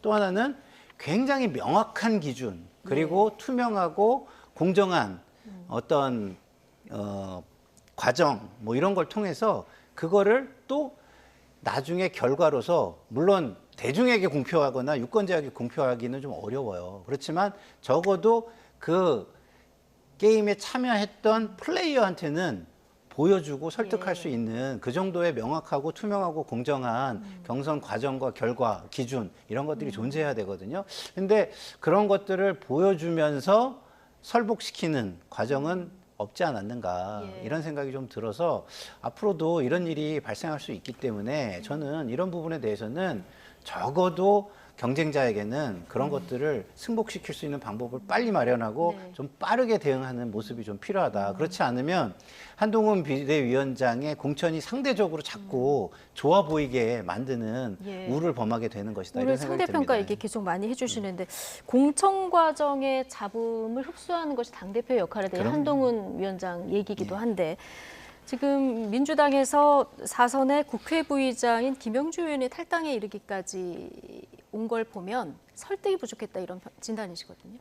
저는 설득뿐만 아니라 설득은 당연히 부족했지만 이재명 대표가 지난달에 민주당의 공천은 공정하고 엄정하고 시스템적으로 진행될 것입니다라고 얘기했는데 이게 다 거짓말이었잖아요. 이게 드러나잖아요. 지금 반발이 지금 김영주 의원이 모멸감이라는 단어를 느꼈는데 이분이 그 우수 의원을 받는 그 날에 지금 이 통보를 받았다는 거예요. 그러면 도대체 무슨 기준으로 나를 컷오프를 하느냐? 20%에 하위 20%에 드느냐? 이유는 간단하겠죠. 저는 이렇게 봅니다. 이분이 정세균계의 수장 역할을 했기 때문이라고 봐요. 자, 지금 여론조사 돌리면서 유령 여론조사라고 반발하는 지역구 있죠. 의원을 빼고 도대체 공관위는 돌리지 않았다는데 돌았다는 여론조사. 근데 거기는 이름도 모르는 친명계 인사들만 들어있는 그 여론조사. 이게 서른 의원 지역구, 홍영표 의원 지역구, 이인영 의원 지역구 다 오늘 돌았다고 그래요. 근데 보십시오. 서른 의원은 이낙연계 수장이었고 홍영표 의원은 친문계 리더였어요. 그다음에 이인영 의원은 김근태계의 또 직계였습니다. 자, 그러니까 그다음에 김근태 의원의 부인마저도 지금 컷오프, 그러니까 컷오프라기보다는 불출마를 종용했잖아요. 지금 김상일 평론가께서는 국민의힘이 비주류의 희생만을 요구했다는데 이거는 비주류를 속아내는 게 아니라 사냥하고 싶다 하는 거예요. 근데 그러다 보니까 지금 친명이라고 했던 이수진 의원조차 이재명 대표는 물러나라고 정성호 사무총장, 정성호 사무총장 아니죠. 조정희 사무총장 물러나라고 직격하지 않습니까? 저희가 지금부터 이제 그 얘기를 그래서 저는 다뤄보려고요. 이제 물꼬가 터진 겁니다. 이제 균열이 뚝에 갔어요. 균열이 한 번 간 건요. 조금만 충격파가 더해지면 그대로 더 무너질 수 있습니다. 지금 그 모멘텀이 와 있다고 좀 봐요. 그렇군요. 지금 뭐 민주당 내용 때문에 탈당하는 의원들이 늘어날까, 그래서 제3지대로 갈까, 이 부분도 관심인데 제3지대도 지금 변수가 생긴 상황이라서 이 얘기는 잠시 뒤에 띄어서 또 다뤄보도록 하고요. 민주당 내에서 밀실 공천 의혹 좀 불거져 있는데 지금 말씀하신 대로 특히 비명계 현역 의원들 다수가 제외된 출처불명의 후보 적합도 조사가 시행돼서 당이 지금 술렁이는 모습입니다. 일단 당 지도부는 해당 여론조사 당 차원에서 진행된 것이 아니다 이렇게 선을 긋고 있는데요. 하지만 비명계 현역 의원들은 부글부글 끓는 모습입니다. 발언 듣고 오시겠습니다. 공천 시기에 다양한 선거 전략 등등을 위해서 다양한 조사들이 행해지는 게 일반적이긴 합니다. 당에서 실제로 진행한 것인지 또 다른 곳에서 한 건지 이런 것들을 구별해내기는 좀 어려운 상황입니다. 일부에서 이야기하듯이 어떤 비선 조직에서 한 것인지 정말 매우 우려스럽습니다. 네 사람 싣기 이런 것에 몰두해가지고 이렇게 당이 갈등과 분열로 들어가는 그런 것들이 걱정됩니다. 후보 적합도 조사라는 게 전국 각 지역에서 진행이 되고 있는데 특히 특정 후보들은 빼고 진행이 되는 그리고 어디서 한지도 모르는 출처불명의 여론조사예요. 지금 권칠승 대변인 얘기를 들어보면은 구별해내기 어려운 상황이다 이렇게 얘기를 하는데요. 그 구별해내기 어려운 상황이다 좀 말이 안 되는 게 저도 공보 업무를 굉장히 오랜 동안 많이 한 사람이거든요. 우리 최수영 평론가님도 마찬가지지만 이거를 구별해내는 게 공보 업무예요. 그 국민이 궁금해하는 거는 기자분들이 물어보게 돼 있고요. 기자분들이 물어보면은 그거는 공보 파트로 오게 돼 있습니다. 대변인실에. 그러면 대변인실은 그걸 하라고 모든 부서에 물어볼 수 있는 일종의 암묵적인 권한이 있어요. 그리고 거기에서는 대부분 답을 해줍니다.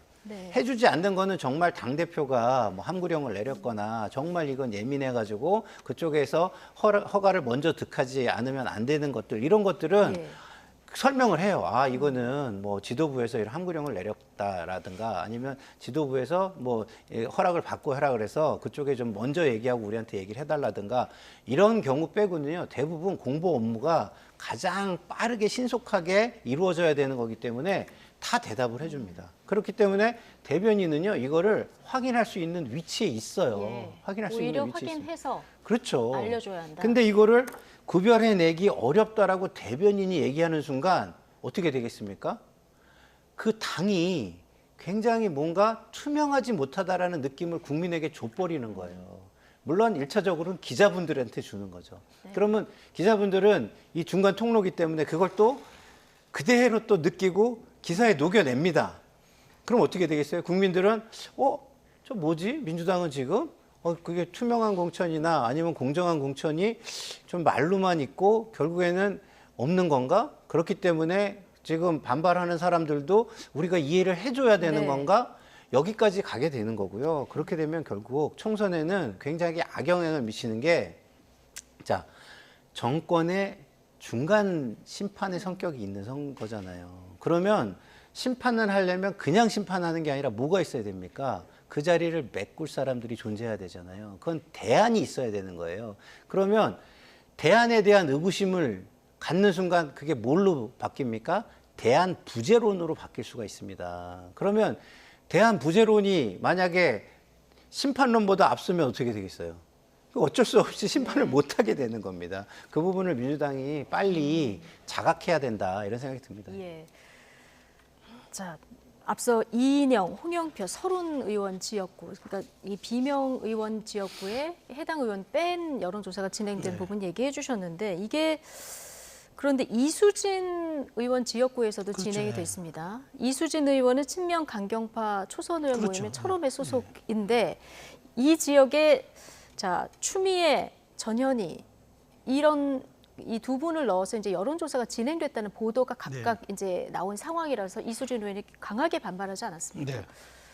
전체적으로 어떻게 봐야 됩니까? 그 이수진 의원이 사법개혁의 일환으로 현직 판사를 끌어다가 전략공천해서 사실 어려웠던 지역 아닙니까? 나경원 의원이 버티고 있는데 근데 가서 4년 동안 본인은 이겨놨더니 이제 또 쓸모없어졌다고 다시 또 새로운 사람을 갖다 꽂느냐 그러면 민주당의 도대체 인재 영입이 뭐냐? 민주당이 갖고 있는 인재 영입에 대한 기준과 그 인재를 쓰는 기준은 뭐냐? 항변하죠. 그래서 그 기사를 링크했다는 거 아닙니까? 링크하면서 단톡방에 링크하면서 이제 나보고 나가라는 거냐 하는데 이런 게 저는 공정하지도 않고 상식적이지도 않고 투명하지도 않고 객관적이지도 않아요. 근데 이걸 시스템 공천이라고 한다?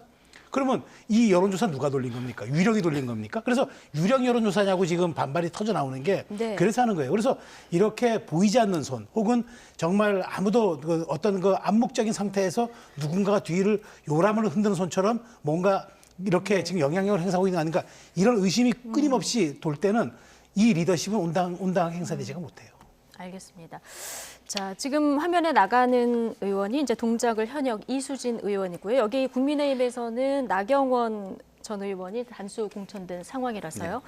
자, 누가 대항마로 들어갈지 자, 이 부분까지 지켜보도록 하고요. 다음 주제로 저희가 넘어가겠습니다. 서울전에 극적으로 세력을 규합한 개혁신당 얘기를 좀 해볼 텐데요. 빅텐트를 치자마자 위기에 봉착한 모습입니다.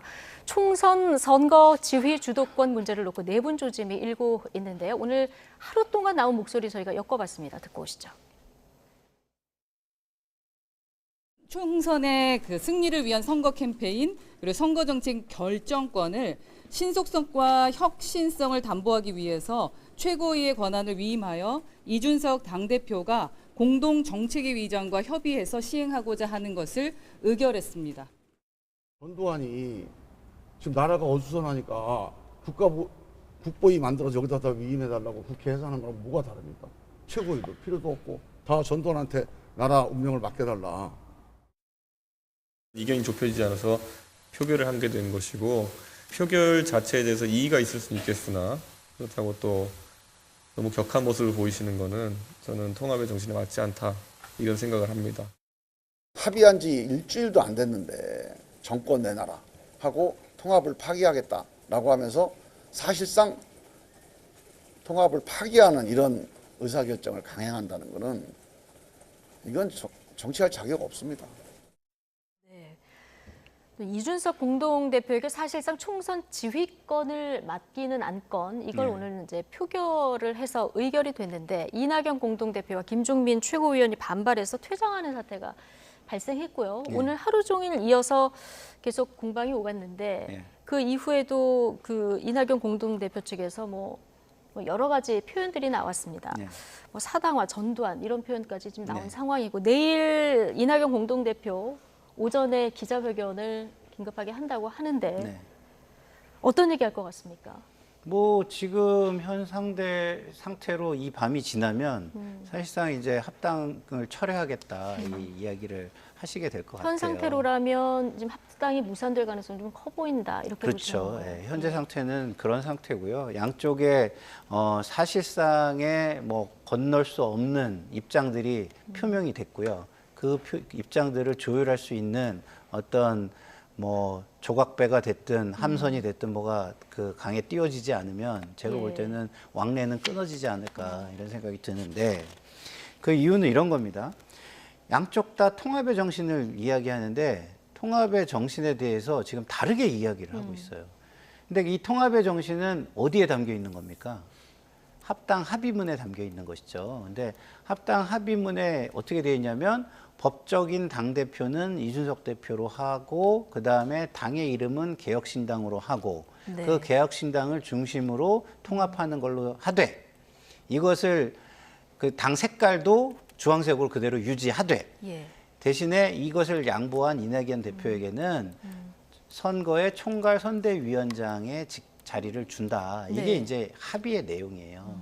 그러면은 이낙연 대표에게는 총선에서 역할을 열어주는 거고 그다음에 형식적인 모든 것은 이준석 대표에게 양보하는 거거든요. 네.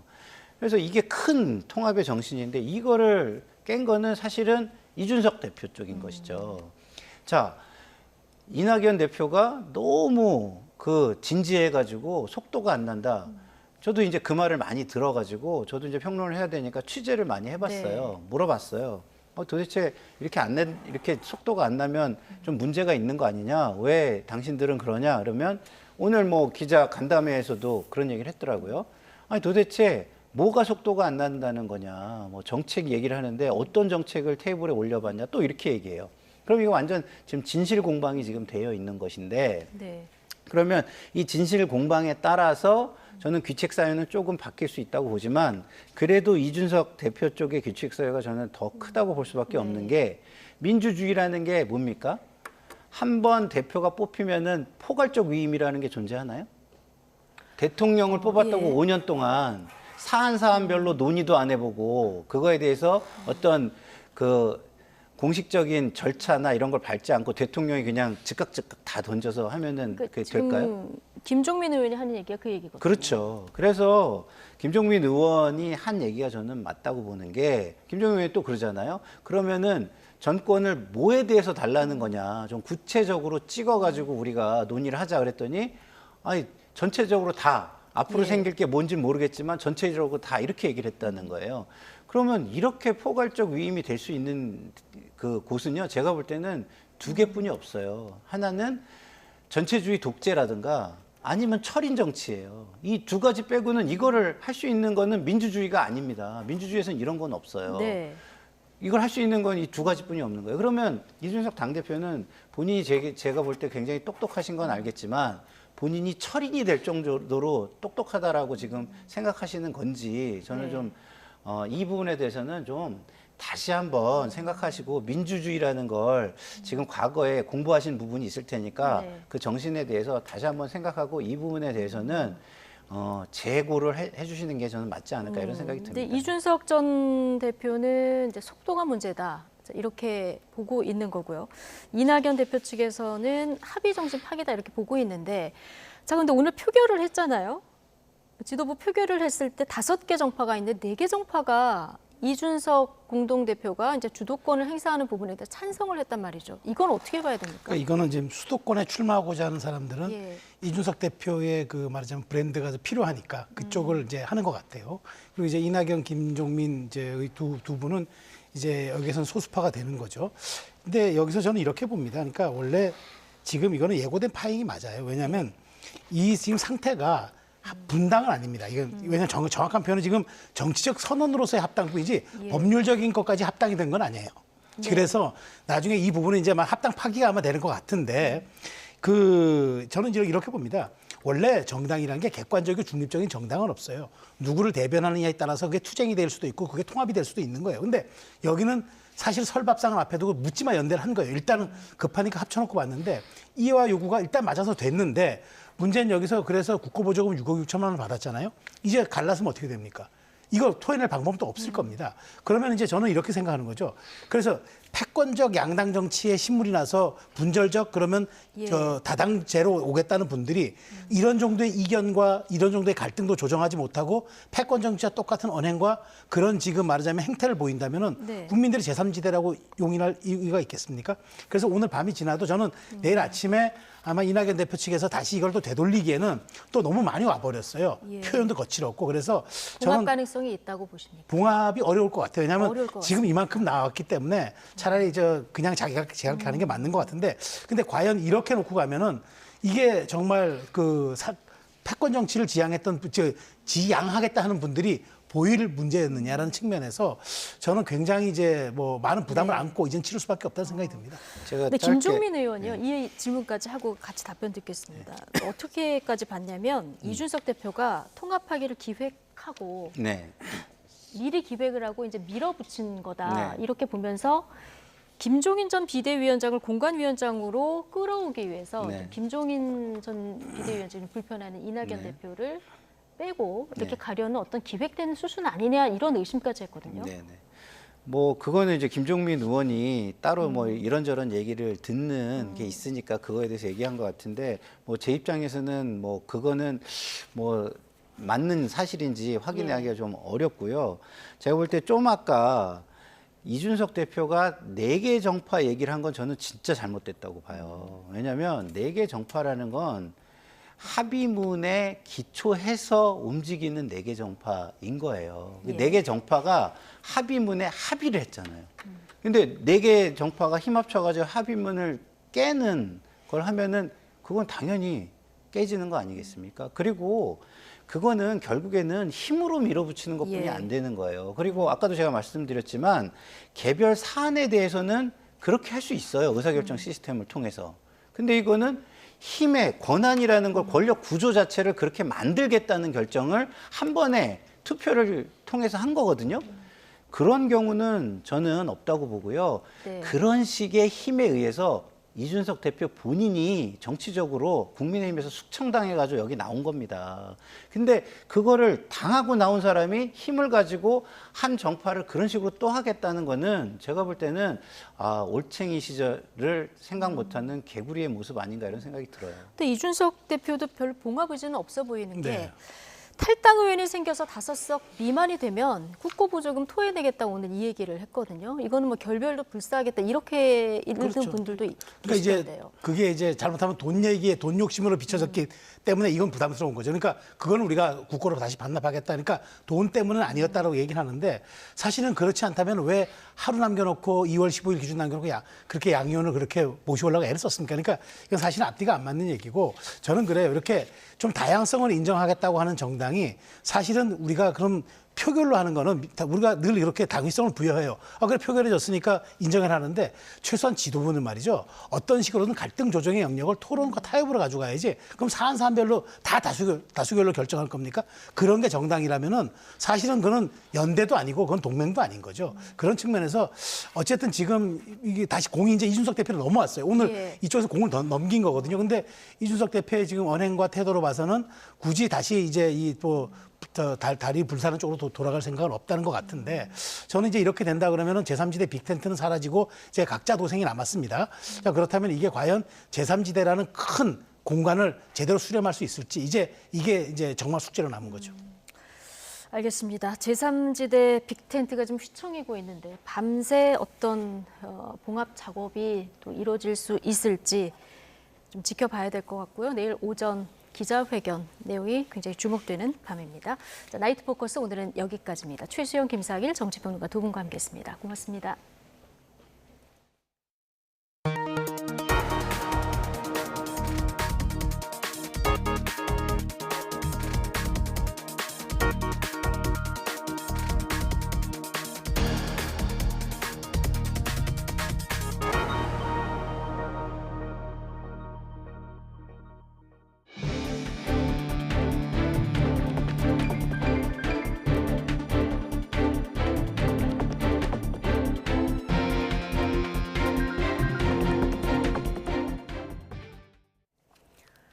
정부의 의대 증원 방침에 반발한 전공의들의 사직서 제출이 전국에서 잇따르고 있습니다. 특히 예상보다 빠르게 사직서를 내자마자 진료 현장을 떠나는 사례도 늘고 있습니다. 네, 정부는 모든 전공의에게 진료 유지 명령을 내리고 의사협회 지도부에게는 면허정지 행정 절차에 들어갔습니다. 김혜연 기자가 보도합니다.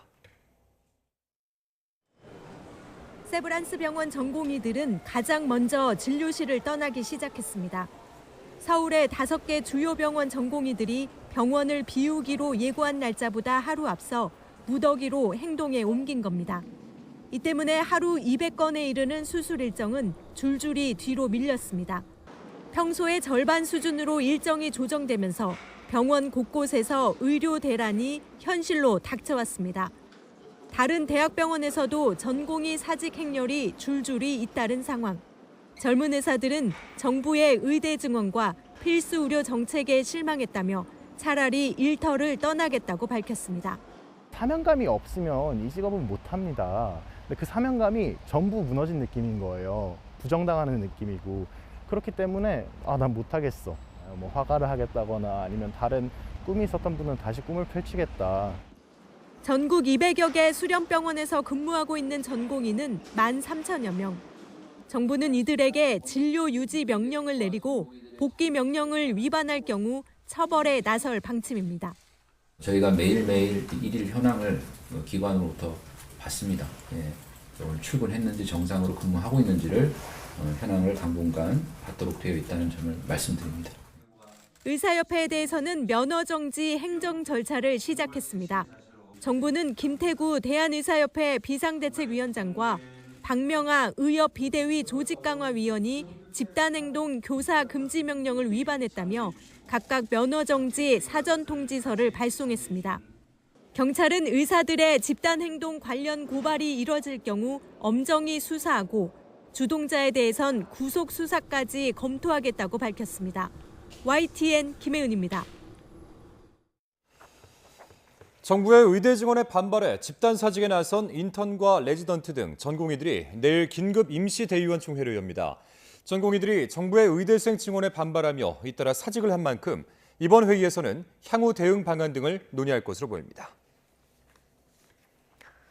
의대 증원에 반발하는 의사들의 집단행동 돌입을 앞두고 한덕수 국무총리가 서울 중구에 있는 국립중앙의료원을 방문해 비상진료 준비 상황을 점검했습니다.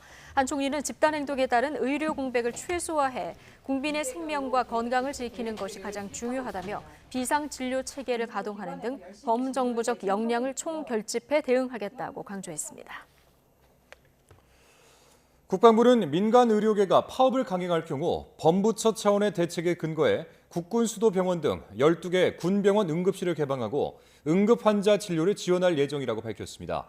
전하규 국방부 대변인은 또 군장병 의료지원 태세에 제한이 없는 범위 내에서 민간 외래 환자 진료와 군의관 파견 방안 등을 검토할 계획이라고 설명했습니다. 수도권 빅5 대학을 중심으로 전국 곳곳에서 전공의들이 집단 사직서를 내면서 의료 차질이 현실화되고 있습니다. 진료를 볼 의사가 줄어 갑자기 수술이 취소되는 등 환자들의 불편이 줄을 잇고 있습니다. 임예진 기자입니다. 사흘 내내 구토에 시달려 속이 망가진 70대 환자 A씨. 동네 병원 두 곳을 가도 차도가 없자 대형 병원 응급실을 찾았지만 안에 들어가지도 못하고 밖에서 기다리는 중입니다. 전공의들이 부족해 당장 진료가 어렵다는 게 이유였습니다. 물 한 모금 겨우 마실 정도로 몸 상태가 좋지 않아도 뾰족한 방법이 없었습니다. 복통이 3일 동안 나와서 도저히 견딜 수 없어서 내일이 진료 날인데 견딜 수 없어서 지금 아침에 온 건데 거절을 당하는 거죠. 바람에서 지금 할 수가 없다. 다음 주 위암 재수술을 앞둔 김모 씨 어머니도 수술이 미뤄졌다는 병원 통보를 받았습니다. 수술 뒤 5일쯤 입원해야 한다는 의사 소견에 따라 일정을 모두 조율해놨는데 틀어지게 됐습니다. 더욱이 언제 다시 수술할지 기약도 없어 혹시 병세가 나빠지면 어쩌나 걱정이 큽니다. 병원 측에서 1월 달에 검사를 해서 2월 달에 바로 수술 날짜 잡는 것 자체가 수술이 필요하다고 생각을 해서 잡은 거잖아요. 이렇게 되면 이제 병원에 대한 신뢰도도 없어지고 의료진에 대한 신뢰도도 없어진다고 느껴지거든요. 대학병원 전공의들이 집단으로 사직서를 제출하면서 피해는 오롯이 환자들 몫이 됐습니다. 의대 정원 확대 정책을 둘러싼 정부와 의사단체 간 갈등의 여파가 고스란히 환자들에게도 이어지고 있습니다. 게다가 서울뿐 아니라 각 지역 대학병원 곳곳에서 집단 사직에 동참하는 전공의들이 늘어나 의료 공백이 전국으로 확산할 조짐입니다. 이런 가운데 전공의들이 사직 수리 여부와 관계없이 단체로 병원 밖으로 떠나겠다 예고해 의료 대란은 더욱 거세질 것으로 전망됩니다. YTN 임혜진입니다. 전공의들이 의대 증원을 막기 위해서 집단 사직서를 낸 데에 대한 비판의 목소리도 높아지고 있습니다. 환자는 물론 의료단체와 시민들의 불만이 높고 의사들 가운데서도 소신 비판이 나오고 있습니다. 김연아 기자입니다. 전공의들이 결국 집단 사직서를 제출하면서 의료 대란이 현실화했습니다. 수술과 항암 치료 등이 기약 없이 줄줄이 밀리자 환자 단체들은 의사들이 자신들의 이해를 위해 생명을 볼모로 삼고 있다고 분노했습니다. 세상에 급하지 않은 수술이 있나요? 이게 급한 상황이 됐으니까 수술 과정을 거치는 거지 않습니까? 살 확률을 걸고 수술 대기 상태에서 만약에 문제가 발생한다 그러면 저희 협회 차원에서도 정확하게 책임을 찾도록 할 겁니다. 의사들 가운데서도 소신 비판이 나오기 시작했습니다. 김윤 교수는 의협이 사실상 증원을 무조건 반대해왔으면서 정부가 대화하지 않았다고 하는 건 말이 안 된다고 지적했고 지역 의료를 위한 의대생 배출이 시급하다고 거듭 강조했습니다. 응급환자가 제대로 치료 못 받고 죽어나가고 있는 와중에 몇 년 동안 논의를 해야 의협은 의대 증원에 동의를 해줄지 거꾸로 묻고 싶은 심정입니다. 정영선 연세대 보건행정학과 교수 역시 의사들이 의사 증원으로 파업하는 나라는 없다며 그간 의사들의 집단행동에 정부가 굴복한 사례를 남겼던 것이 잘못이라고 비판했습니다. 의사 출신 전북도 공무원도 국민을 아프게 하거나 등지게 하는 집단행동은 정당하지 않다며 의협 회원님이 부끄럽다고 밝혔고 한 지역 병원장 역시 현재 정부가 내놓은 필수 의료 대책이 부족하다고 생각하지만 의사는 환자 곁을 지키면서 얘기해야 한다고 꼬집었습니다. 보건의료단체에서도 증원 반대를 위한 집단행동은 정당성이 부족하다면서 환자에게 피해를 주지 않도록 집단행동을 철회하라고 요구한 가운데 죽어가는 환자보다 의사 보호가 먼저라는 식의 일부 전공의들의 막말 논란까지 더해지면서 의사들의 단체 행동을 향한 비판도 더욱 커지고 있습니다. YTN 김현아입니다. 고교생과 학부모, 교원의 절반 정도는 정부가 추진하는 의과대학 정원 증원에 찬성한다는 설문이 나왔습니다. 국회 교육위원회 소속 더불어민주당 강득구 의원은 지난 13일부터 15일 고교생과 학부모, 교원 등 4만여 명을 설문조사한 결과 48.6%가 찬성한다고 밝혔습니다. 또 응답자의 과반은 현재 국내 의사 수가 부족하다고 답했는데 수도권은 31.2%에 그쳤지만 울산은 67.7%, 전남 66.6%, 등 비수도권에선 의사가 부족하다는 응답 비율이 높았습니다. 외신도 한국의 의대 진학 열풍 등에 주목했습니다. 블룸버그 통신은 한국 상위권 학생들은 반도체보다 의대에 투자한다는 기사에서 학생들의 취업이 확실시되는 공대보다 의대에 가려하고 있다고 짚었습니다. 블룸버그는 의대 정원을 크게 늘리려는 정부의 계획으로 더 많은 상위권 학생이 반도체 엔지니어가 되는 확실한 진로보다는 의사가 되기 위한 시험 준비 과정에 등록하고 있다고 분석했습니다. AFP 통신도 한국은 선진국 중 인구 대비 의사 수가 적은 국가 중 한 곳이라며 정부는 부분적으로는 빠르게 고령화되는 사회에 대처하기 위해 의사 수 증원을 추진하고 있다고 설명했습니다. 수도권 전철 1호선과 연결된 경원선 일부 구간 운행이 나흘째 중단되면서 시민 불편이 커지고 있습니다. 특정 전동차를 운행할 때 피뢰기 손상으로 전기 공급에 문제가 생겼기 때문인데 개통 이후 벌써 5번째 반복되고 있습니다. YTN 취재 결과 시운전을 할 때부터 비슷한 문제가 발견됐는데도 개통을 무리하게 서둘렀던 것 아니냐는 지적이 나옵니다. 윤태인 기자의 단독 보도입니다. 경원선 소유산역앞 버스 정류장에 관광버스 한 대가 들어섭니다. 연천역까지 열차 운행이 중단되면서 투입된 대체버스입니다. 조금 한 20분 일찍 나왔어요.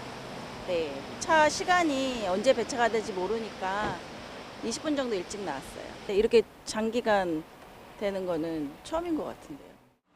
버스와 열차를 번갈아 타야 하는 시민 불편은 나흘째 계속됐습니다. 역사 앞에는 운행 중단을 알리는 안내판이 세워져 있고 출입문은 굳게 잠겨져 있어 역사 안으로 들어갈 수도 없는 상황입니다. 열차 운행이 중단된 건 낙뢰로부터 선로를 보호하는 피뢰기에 이상이 발견됐기 때문입니다. 문제는 비슷한 장애가 최근 반복되고 있다는 점입니다. 이 구간 운행이 시작된 건 지난해 12월. 이번까지 포함해 불과 4일 사이 5차례나 같은 장애로 전기 공급이 중단됐고 대부분 열차까지 멈춰섰습니다. 선로 복구 작업을 하는 국가철도공단은 전기 설비에 달린 피뢰기 문제가 아니라 전동차 문제로 보인다고 밝혔습니다. 특정 업체가 제작한 전동차에서 강한 고주파가 나오는데 전선을 통해 흘러야 하는 전기가 정상적이지 않은 다른 경로로 과도하게 흐르면서 피레기가 손상된다는 설명입니다. 그런데 YTN 취재 결과 개통을 앞두고 시험 운전을 할 때도 이미 같은 문제가 확인됐던 것으로 드러났습니다.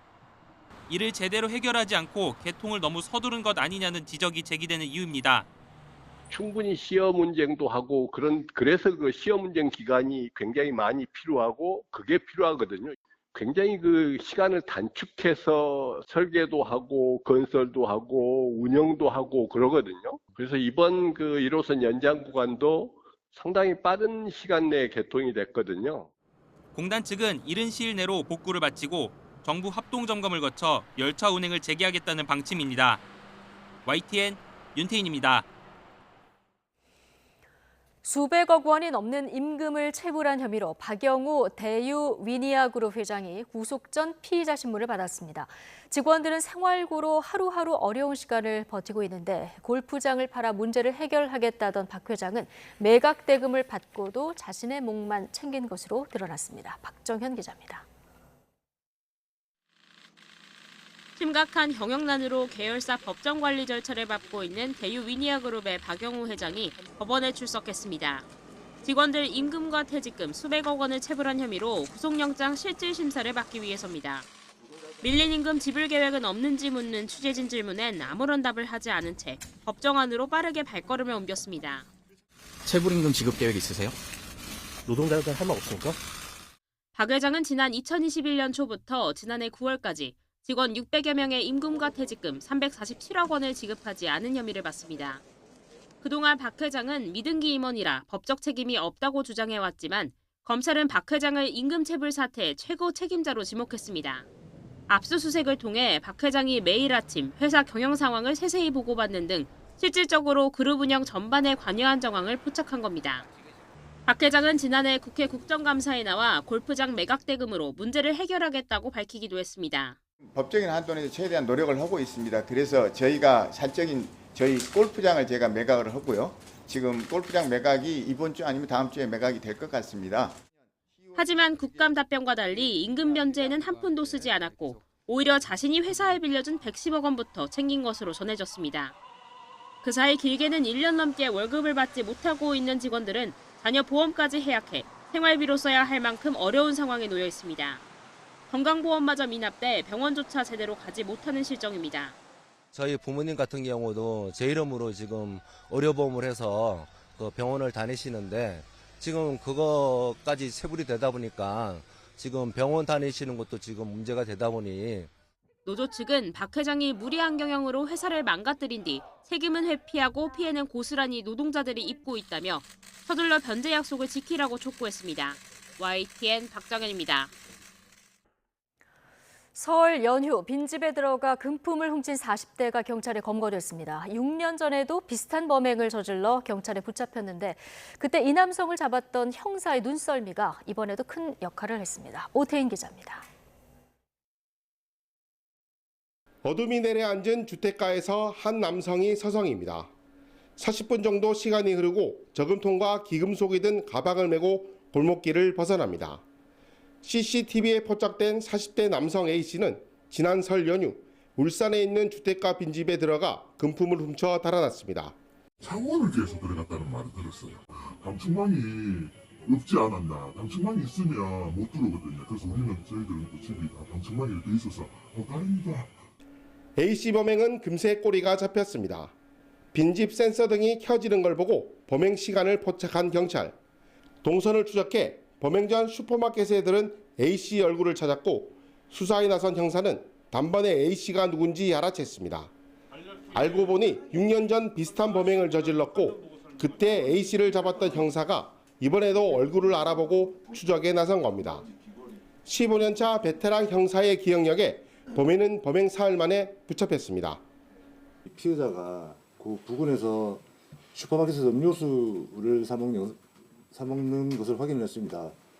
그래서 그 영상을 확인하는 순간에 제가 6년 전에 검거했던 피해자와 동일 범임을 알 수가 있었고요. 민경이는 체포 순간 맞닥뜨린 A씨도 얼굴을 알아보고 순수히 체포에 응했고 인사까지 했다고 기뜸했습니다. 경찰은 무단 침입과 절도 등의 혐의로 A씨를 구속하고 다른 범죄가 있는지 추가 수사를 이어가고 있습니다. YTN 오태인입니다. 공장 설비에 끼어서 다리를 심하게 다친 노동자가 사고 보름 만에 끝내 숨졌습니다. 고용노동부 전주지청에 따르면 지난 4일 전북 정읍시 하북동 사료 공장에서 끼임 사고로 두 다리를 크게 다친 50대 노동자가 어제 결국 사망했습니다. 외부 업체 소속인 이 노동자는 파쇄기를 수리하던 중 다른 사람이 전원 스위치를 잘못 누른 탓에 사고를 당한 것으로 파악됐습니다. 고용노동부는 이 공장에 작업 중지 명령을 내리고 중대재해처벌법 위반 여부를 조사하고 있습니다. 4월 총선 전 마지막 임시국회가 오늘부터 시작됐습니다. 선거구 획정안을 비롯해 여야 대립이 첨예한 김건희 여사 특검법과 이태원 참사 특별법 재표결 등을 놓고 충돌이 불가피할 것으로 보입니다. 김대겸 기자입니다. 총선을 50여일 앞두고 문을 연 2월 국회는 선거 전 사실상 마지막 임시회입니다. 국회법에 따라 3, 4월에는 임시국회를 열지 않아도 되기 때문입니다. 10여일간의 짧은 기간이지만 현안은 어느 때보다 산적해 있습니다. 당장 오는 29일 마지막 본회의까지 총선 선거구 획정안을 처리해야 합니다. 총선에 적용될 선거제와 선거구 획정을 두고 4년마다 반복되는 파행은 국민의 참정권을 침해하는 일입니다. 여야는 현재 서울 노원 3개 지역구를 2개로 합치는 등 일부 조정에는 공감대를 이뤘지만 쟁점 지역구를 둘러싼 대치는 여전합니다. 민주당은 서울 강남 3개 지역구는 그대로 두고 야당 우세인 경기 부천 등에서 의석을 줄이는 건 수용할 수 없다고 주장하고 있습니다. 저희가 연동형제를 유지하겠다고 결정한 이후 기존까지 했던 모든 협상안을 철회하고 협상을 거부하고 있는 상태입니다. 여당 측에서요. 그래서 진전되지 않고 있습니다. 반면 국민의힘은 지난해 12월 선거구 획정위가 제시한 획정안을 최대한 존중해야 한다는 입장입니다. 선거구 획정이 지금 마무리되지 않고 있습니다. 정말 국민들께도 면목이 없고 또 선거에 출마하는 후보자들에게도 윤석열 대통령이 거부권을 행사한 김건희 여사 주가 조작 의혹 등 이른바 쌍특검법과 이태원 참사 특별법 재표결 여부도 폭발력이 큰 사안입니다. 도대체 몇 달째 이러고 있는 겁니까? 마음대로 하라고 하십시오. 그걸 연계해서 총선의 어떤 전략이라든가 이런 걸 쓰는 것 같은데요. 김건희 여사를 둘러싼 의혹에 대해 대통령실과 검찰의 침묵이 길어질수록 특검을 외치는 국민의 목소리는 더욱 거세질 것임을 엄중히 경고합니다. 여야 모두 총선 표심을 겨냥한 여론전에 나선 만큼 2월 임시국회 기싸움은 치열할 수밖에 없습니다. 그만큼 민생 현안은 뒷전으로 밀려 빈손 회기가 되는 건 아닌지 우려도 커지고 있습니다. YTN 김대겸입니다. 카이스트 졸업식에서 윤석열 대통령에게 R&D 예산 삭감과 관련해 항의하다 강제로 끌려나갔던 졸업생이 기자회견을 열고 부당함을 호소했습니다. 밀실 합의로 이뤄진 R&D 예산 삭감이 연구자들에게 심각한 피해를 주고 있어서 동료들로부터 많은 응원을 받고 있다고 말하기도 했는데요. 직접 들어보겠습니다. 어떤 위에도 갈 의도도 없었고 가능하지도 않았고 그렇기 때문에 단순히 피켓을 들고 항의를 했다는 이유로 제압을 하는 과정에서도 피켓을 뺐고 말로써 제지하는 것이 아니라 어떤 대화 과정도 없이 그대로 입을 막고 끌어낸 것. 카이스트가 정부의 R&D 예산 삭감의 직접적인 피해자였던 만큼 많은 분들이 학교 안에서도 또 연구 현장에서도 응원의 목소리를 보내주었습니다. 카이스트 학부 총학생회 비상대책위원회와 대학원 총학생회는 오늘 성명을 내고 지난주 졸업생이 대통령 축사 도중 강제 퇴장당한 조치에 대해서 유감을 표명했습니다. 이들은 2024년에 학위복을 입은 위장 경호원들에 의해 하구가 팔다리가 들린 채로 입을 틀어막히며 끌러가는 모습을 본 학생들이 불편함과 두려움을 느끼고 있다며 이같이 밝혔습니다. 더불어민주당 이재명 대표는 윤석열 대통령이 참석한 카이스트 졸업식에서 졸업생이 강제 퇴장당한 걸 두고 사과탄과 백골단이 다시 등장한 게 아닌지 걱정된다고 말했습니다. 이 대표는 오늘 당 최고위원 회의에서 자신이 대학에 다닐 때 공포스러운 장면으로 최루탄의 일종인 소위 사과탄 가방을 맨 백골단을 언급하며 이같이 밝혔습니다. 이어서 이번 선거에서 마지막 보루라고 할 수 있는 입법권까지 여권 손에 넘겨주면 정의와 상식이 무너진 그야말로 절대 왕족으로 복귀하지 않을까 심하게 우려된다고 주장했습니다. 국민의힘 윤재욱 원내대표는 해당 사건에 대한 야권의 비판을 적반하장식 행태라고 지적했습니다. 윤 원내대표는 오늘 비대위 회의에서 야권이 경호원과 정부를 각각 백골단과 과거 독재 정권에 비유하는 등 터무니없는 정치 공세를 펼치고 있다며 이같이 밝혔습니다. 이어서 강제 퇴장당한 졸업생이 녹색정의단 대전시당 대변이라는 점을 언급하며 이는 정치적 목적을 위해 대통령이 참석하는 중요 행사를 망치는 걸 사전에 계획하고 실행한 방해 행위일 뿐 시민의 정당한 의사표시 방식이 아니라고 강조했습니다. KBS의 세월호 10주기 다큐멘터리가 방영 연기된 것에 대해서 언론노조가 KBS 경영진에 사퇴를 촉구했습니다. 총선이 끝난 4월 18일에 방영할 예정인 프로그램이 어떻게 총선에 영향을 줄 수 있느냐며 이해할 수 없다고 주장했습니다. 직접 들어보시죠. 방영을 연기하라는 이유도 기가 찬다. 총선 앞뒤 2달이 총선 영향권이라며 해당 다큐가 총선에 영향을 줄 수 있으니 6월로 연기하라는 주장이다. 총선 이후에 방영하는 다큐가 어떻게 총선에 영향을 끼친다는 말인가? 세월호 참사 이후 10년은 공영방송에게도 반성의 시간이었다. KBS 구성원들은 세월호 참사 이후 다시는 과거로 돌아가지 않겠다라는 일념으로 거듭 반성하고 노력해왔다. 하지만 이번 박하산 박민사장과 이재원 본부장의 세월호 참사 10주기 다큐 불방 시도로 KBS 구성원들이 그동안 노력해왔던 노력들이 한순간에 물거품이 돼버렸다. 공영방송의 정상화를 염원하는 모든 국민이 함께 연대해 낙하산 박민사장을 비롯한 KBS 경영진을 준엄하게 심판할 것이다.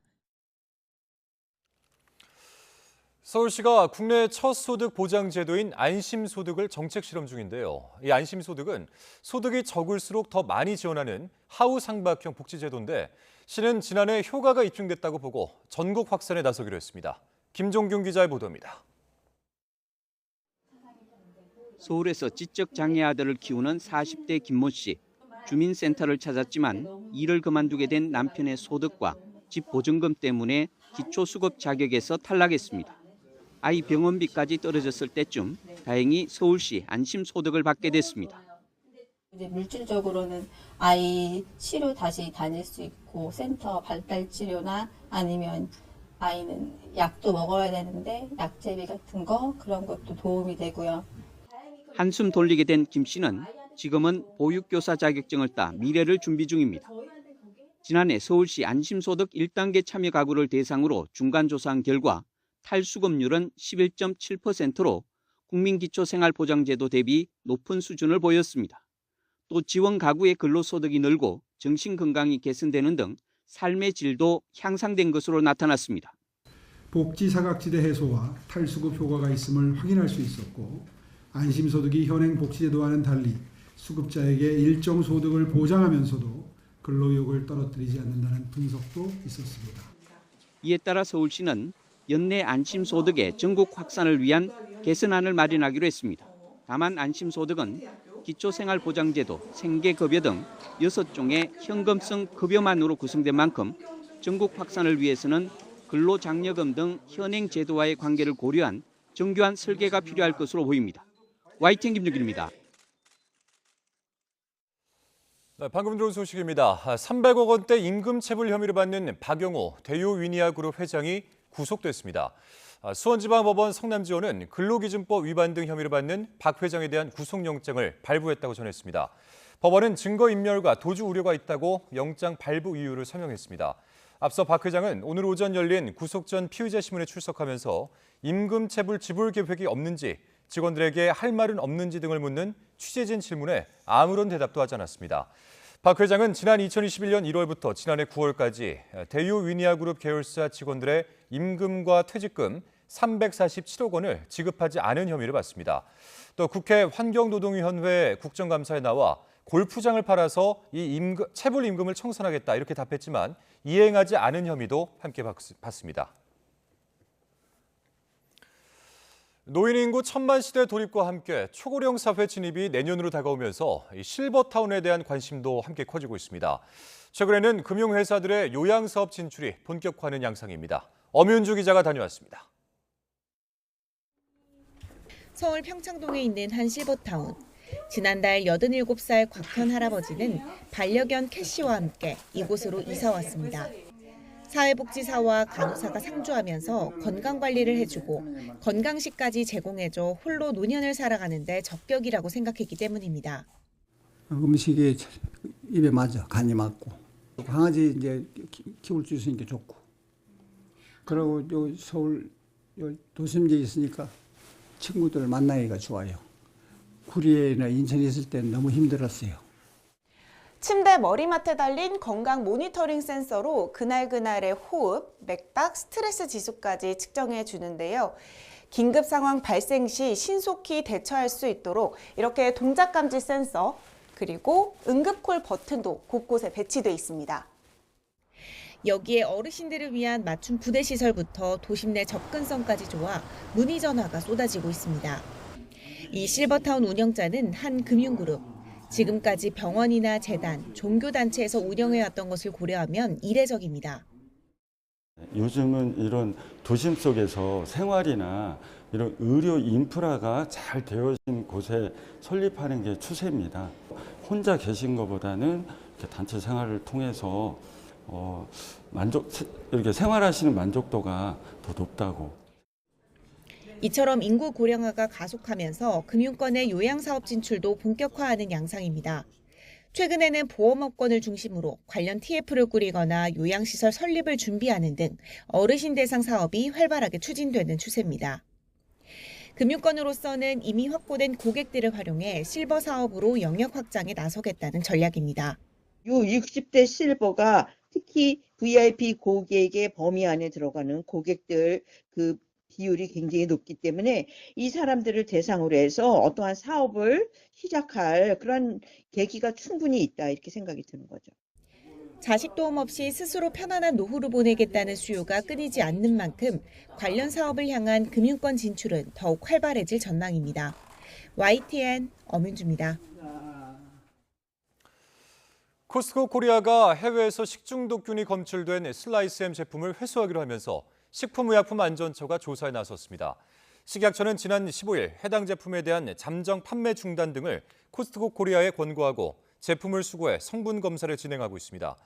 해당 제품은 프라텔리 베레타의 안티파스토 트레이라는 슬라이스햄 제품으로 코스트코 코리아가 미국에서 수입해 국내에서 판매하고 있습니다. 북한은 연말 노동당 전원회의에서 이례적으로 지난해 이 경제 성과에 대해서 강한 자신감을 내비쳤는데요. 하지만 국가정보원은 북한의 산업 가동률이 김정은 국무위원장 집권 이후 최저 수준이라고 지적했습니다. 최도희 기자입니다.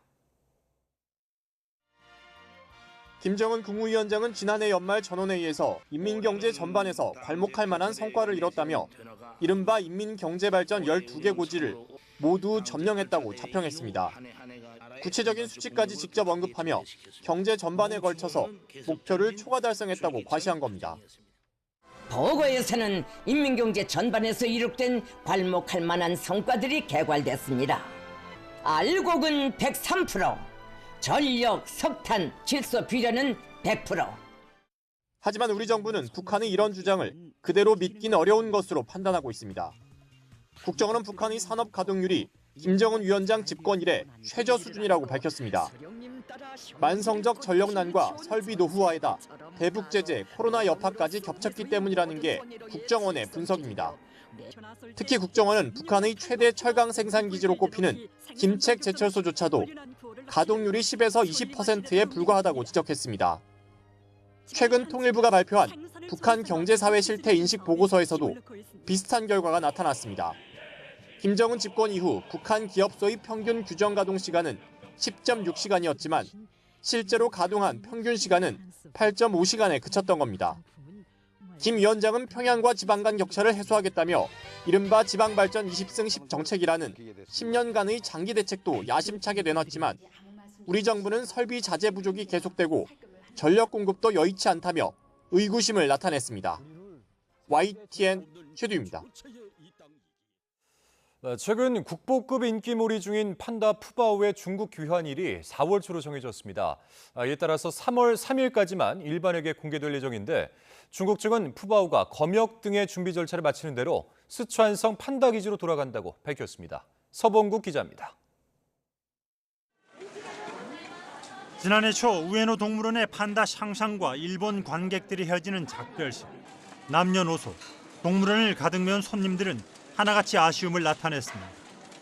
子供みたい、孫みたいな感じで、もうシャンシャンほどね、本当に可愛らしい子はありません。 한국인들의 절대적인 사랑을 받아온 푸바오도 결국 4월 초 고향 중국으로 돌아갑니다. 중국 외교 소식통은 현재 4월 3일 중국으로 돌아오는 것을 목표로 한중 양국 검역 당국 간 사전 검역 절차가 진행되고 있다고 말했습니다. 이에 따라 에버랜드는 푸바오가 다음 달 3일까지만 일반에게 공개된다고 밝혔습니다.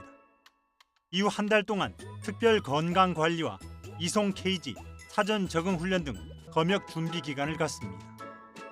푸바오가 타고 갈 어떤 운송 장비라든가 아니면 이동 박스들 이런 것들을 푸바오가 가급적이면 좀 편하게 갈 수 있도록 준비를 하고 청두행 항공편을 통해 중국에 도착하는 푸바오의 최종 목적지는 스촨성 워룽 중화 자이언트 판다원입니다.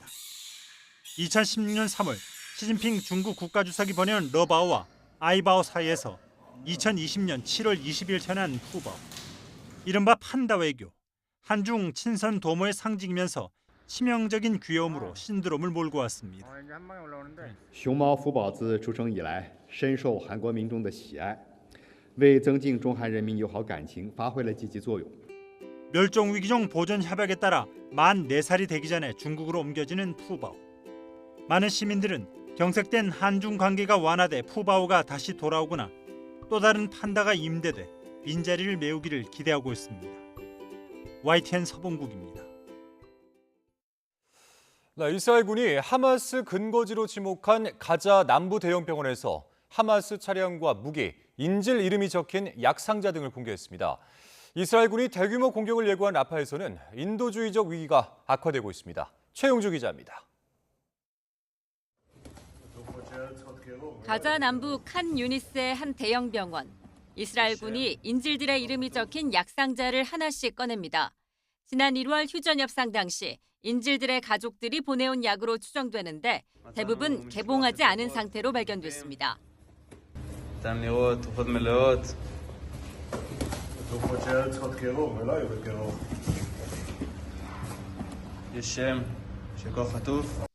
앞서 이스라엘군은 병원에 숨어있던 테러 용의자 수백 명을 체포했다며 일부는 의료진으로 위장했다고 주장했습니다. 또 대량의 무기들과 버려진 차량도 발견됐는데 이스라엘군은 하마스가 지난해 10월 기습 공격 당시 사용한 것이라고 밝혔습니다. אנחנו פה בחניית בית החולים נאצר, מצאנו רכב של פעילי חמאס שיש בפנים רימונים. 이스라엘군이 대규모 공격을 예고한 가자 최남단 라파에서는 인도주의적 위기가 심각합니다. 급기야 구호 트럭을 향해 달려든 군중을 향해 경찰이 무차별 총격을 가해 한 명이 숨졌습니다. 국제사회의 거듭된 경고에도 네타냐후 이스라엘 총리는 인질 협상과 무관하게 라파에 병력을 투입하겠다는 의지를 거듭 밝혔습니다. We cannot leave a quarter of Hamas's terrorist battalions intact. No one would do that in the case of fighting ISIS. 네타냐후 총리는 인질 협상과 관련해 하마스 요구를 받아들이는 건 항복이라며 절대 동의하지 않을 것이란 입장을 분명히 했습니다. YTN 최영주입니다. 룰라 브라질 대통령이 가자지구 군사작전을 히틀러의 대량 학살인 홀로코스트에 빗대면서 이스라엘이 강력히 반발하고 있습니다. 가자지구에서 휴전을 촉구하는 유엔 안전보장이사회의 결의안이 표결에 붙여지는데 미국의 반대로 부결될 것으로 보입니다. 신웅진 기자입니다. 루이스 이나시우 룰라 다 시우바 브라질 대통령이 에티오피아에서 열린 아프리카 연합 정상회의에서 작심하고 이스라엘을 비판합니다. O que está acontecendo na faixa de Gaza com o povo palestino não existe nenhum outro momento histórico Aliás, existiu quando Hitler resolveu matar os judeus. 그러면서 군인 대 군인의 전쟁이 아니라 철저히 준비된 군인과 여성 어린이 간의 전쟁이라고 지적했습니다. 이에 대해 이스라엘은 곧바로 발끈했습니다. President Silva has disgraced the memory of 6 million Jews murdered by the Nazis, and he's demonized the Jewish state like the most virulent anti-Semite. He should be ashamed of himself. 네타냐후 총리는 이스라엘을 나치와 히틀러의 홀로코스트에 비교하는 것은 선을 넘는 것이라고 경고했습니다.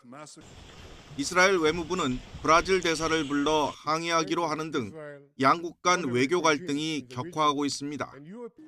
유엔 안보리 이사국 중 하나인 알제리는 이스라엘과 하마스 간 즉각적인 휴전을 요구하는 결의안을 제출하고 현지 시간 20일 표결해달라고 요청했습니다. 하지만 거부권을 가진 미국이 반대하고 있어 통과를 기대할 수 없는 상황. 린다 토머스 그린필드 주 유엔 미국 대사는 안보리에 제출된 결의안 초안은 진행 중인 협상이 목표로 하는 결과들을 이루지 못할 뿐더러 그에 반하는 결과를 초래할 수 있다고 주장했습니다. 이스라엘의 맹방인 미국은 전에 안보리에서 제기된 휴전 촉구 결의안에 대해서도 거부권을 2차례 행사해 무산시켰습니다. YTN 신웅진입니다. 예멘의 친이란 후티 반군이 아덴만에 있는 영국 선적의 화물선을 공격해 침몰 위기에 있다고 밝혔습니다. 후티 반군의 아야 사레야 대변인의 성명을 통해 현지 시간 19일 자신들이 아덴만에 있는 루비마르 화물선을 해군 미사일을 이용해 타격했다고 밝혔습니다. 사레야 대변인은 이 공격으로 현재 화물선은 심각하게 파손돼 완전히 작동을 멈춘 뒤 침몰 위기에 있으며 다만 선원들은 안전하게 대피시켰다고 주장했습니다.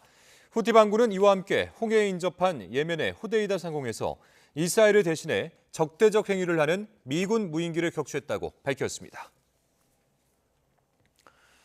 러시아군이 우크라이나 동부 격전지 아우디 이우카에 대한 완전 장악을 선언했습니다. 무기와 병력에서 밀리고 있는 우크라이나군을 상대로 러시아군이 전선 곳곳에서 공세를 강화하고 있습니다. 보도에 이종수 기자입니다. 러시아와 우크라이나가 최근 화력을 쏟아부은 격전지 아우디우카가 러시아군에 점령됐습니다. Подразделениями группировки войск «Центр» под командованием генерал-полковника Андрея Мордвичева взят под полный контроль город Авдеевка Донецкой Народной Республики. 러시아군이 이번에 장악한 영토 면적은 모두 31제곱킬로미터. 우크라이나군은 1,500명 이상 병력을 잃은 것으로 알려졌습니다. 기세가 오른 러시아군은 서부와 남부 5개 전선에서 방어선을 뚫으려 압박하고 있습니다. 우크라이나군은 탄약 등 무기 부족에 2년 가까이 전쟁을 치르며 병사 모집도 어려움을 겪고 있습니다. 위기 상황에서 젤렌스키 우크라이나 대통령은 미국에 무한 신뢰를 보이며 지원을 거듭 촉구했고 미국 정부도 화답했습니다. Чи вважаю я, що це зрадницька позиція? Ні. Тому що я не думаю, що наш стратегічний партнер може дозволити собі не підтримати Україну. It reminds us why our support for Ukraine is so important. Because Ukraine is fighting back heroically against Putin's continued brutality. 하지만 서방 국가들이 지원 의지만 강조하고 실제 지원은 미루고 있는 가운데 격전지까지 내주면서 우크라이나군이 전쟁 초기 몇 달 이후 가장 위태롭다고 뉴욕타임스는 진단했습니다. YTN 이종수입니다. 러시아군이 최근 장악한 아우디 이우카에서 부상당한 우크라이나군 포로를 처형했다는 의혹과 관련해 우크라이나가 전쟁 범죄 조사에 착수했습니다. 현지 시간 18일 로이터 통신 등에 따르면 우크라이나 도네츠크 검찰은 텔레그램을 통해 아우디 이우카와 베셀레에서 발생한 비무장 우크라이나 전쟁 포로 총격 사건에 대한 조사가 시작됐다고 밝혔습니다. 검찰은 아우디 이우카에서 6명의 포로가 처형됐다는 정보를 언급하면서 이 포로들은 심각하게 다쳐 후송을 기다리고 있었다고 설명했습니다. 강진과 비행기 화재 등 재난과 대형 사고 속에 일본에서는 이 반려동물과의 피난 생활 문제를 놓고 갑론을박이 이어지고 있습니다. 특히 반려동물과 함께하겠다며 피난소 대피를 거부한 채 위험을 무릅쓰고 피해 지역에 남겠다는 주민들로 당국의 고심도 깊어지고 있습니다. 도쿄에서 김세호 특파원입니다. 새해 첫날 강진으로 집이 무너지고 차고만 간신히 남았지만 집주인은 지정된 피난소로 가지 않고 차고에서 지내고 있습니다. 키우던 비둘기와 다람쥐 등을 돌보기 위해서입니다. 避難所行ったらリスの籠がポンって廊下に出されていて、おじいちゃんおばあちゃんたちがこんなところにこんなもの持ってくるやつがいるんだとかって言ってたんで、これは無理やなとか思いましたね。 피난소에서는 생활이 어렵다며 반려견을 위해 차량에 별도 공간을 아예 마련한 사람도 있습니다. なかなか難しいわね。それだけみんなどうやろうな、外でどっか近くに置いとるのか。 단전 단수가 이어지는 가운데 반려동물을 위한 이동식 임시동물 진료소가 그나마 위안이 됩니다. すごい助かりますよね。はい。避難所にしてもなかなか入れなかったし。 하지만 여진 등 위험이 도사리고 있는 만큼 반려동물과 주인을 함께 피난시킬 방안을 놓고 일본 당국의 고심이 깊습니다. 일본 정부는 반려동물과 주인이 함께 피난할 수 있도록 각 지자체에 권장한 바 있지만 동물과 함께 지내기를 꺼리는 주민도 적지 않습니다. 또 주인과 반려동물이 함께 지낼 수 있는 전용 피난소도 공간이나 운영 인력 확보가 쉽지 않아 지자체도 난색을 표하고 있습니다. 이 밖에 지난달 2일 하네다 공항 여객기 화재 당시 승객들은 전원 대피했지만 반려동물들은 화물로 취급돼 기내에 그대로 남겨졌습니다. 이 때문에 반려동물을 화물로 여겨서는 안 되고 주인과 함께 탑승해야 하는 것 아니냐를 놓고 갑론을박이 벌어지기도 했습니다. 잇따른 재난 속에서 반려동물에 대한 처우가 일본 내에서 주요한 화두로 자리 잡고 있습니다. 도쿄에서 YTN 김세호입니다. 중국 서북부 사막에서 강력한 모래폭풍이 일어났습니다. 북부 산악지대에는 관측일의 최저인 영하 52도 한파와 함께 폭설도 몰아쳤습니다. 베이징에서 강정규 특파원입니다. 중국 서쪽 땅끝 사막에서 노란색 소용돌이가 치솟습니다. 마치 화성에 온 듯 한낮에도 세상이 온통 검붉게 변했습니다. 现在10点半，真的10点半。 신장 서부 카스 일대에 14급 강풍과 함께 모래 폭풍이 몰아쳤습니다.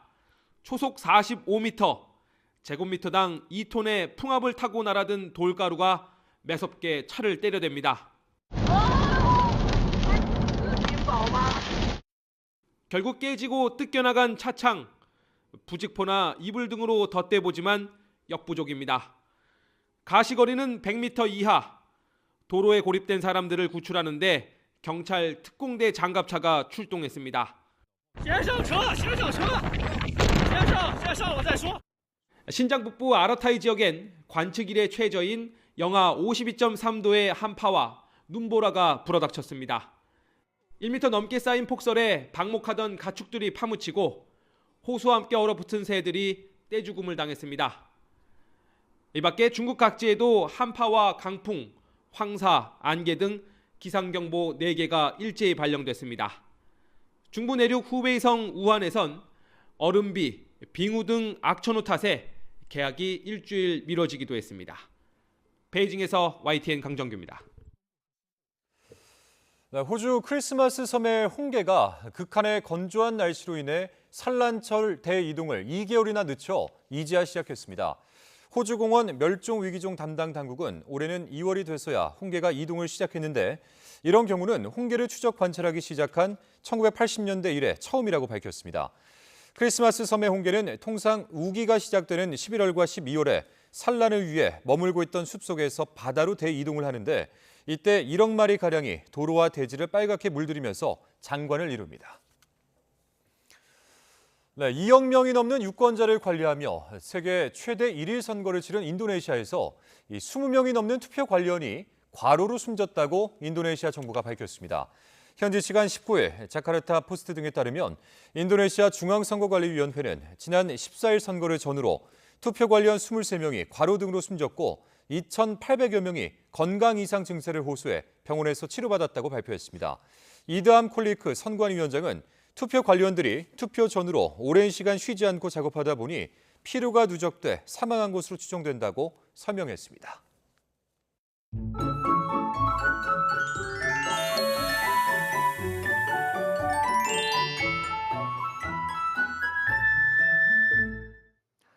내일도 맑은 하늘을 보긴 어렵겠습니다. 전국적으로 하늘이 흐려지겠고 곳곳에 비가 내리겠습니다. 특히 영동에는 많은 눈이 쏟아지는 가운데 내린 눈이 얼어 빙판을 이루는 곳도 있겠습니다. 이 지역에서는 대설과 빙판길 대비 철저히 해주시기 바랍니다. 동해안은 종일 눈비가 이어지겠고 충청은 오후까지, 남부지방은 밤까지 비가 내렸다 그치기를 반복하겠습니다. 비의 양은 5에서 20mm로 많지 않겠고 수도권에는 오후에 빗방울 정도로 약하게 내리겠습니다. 반면 영동의 많은 곳은 10cm 이상, 경북 북동 산간에도 최고 7cm의 많은 눈이 쌓이겠습니다. 내일 아침 기온은 서울 2도, 대전 1도, 광주 5도, 부산 10도로 여전히 예년보다는 높지만 오늘보다 5도에서 10도가량 낮아지면서 상대적으로 쌀쌀하게 느껴지겠습니다. 낮 기온도 서울 9도, 대전 7도, 광주 10도, 부산 11도로 오늘보다 3도에서 많게는 10도 이상 낮아지겠습니다. 모레부터 또다시 전국에 오락가락 비나 눈이 오겠고 영동은 주 후반까지 길게 눈이 이어질 전망입니다. 날씨 정보였습니다. 월요일 뉴스나이트 마치겠습니다. 함께해 주신 여러분 고맙습니다.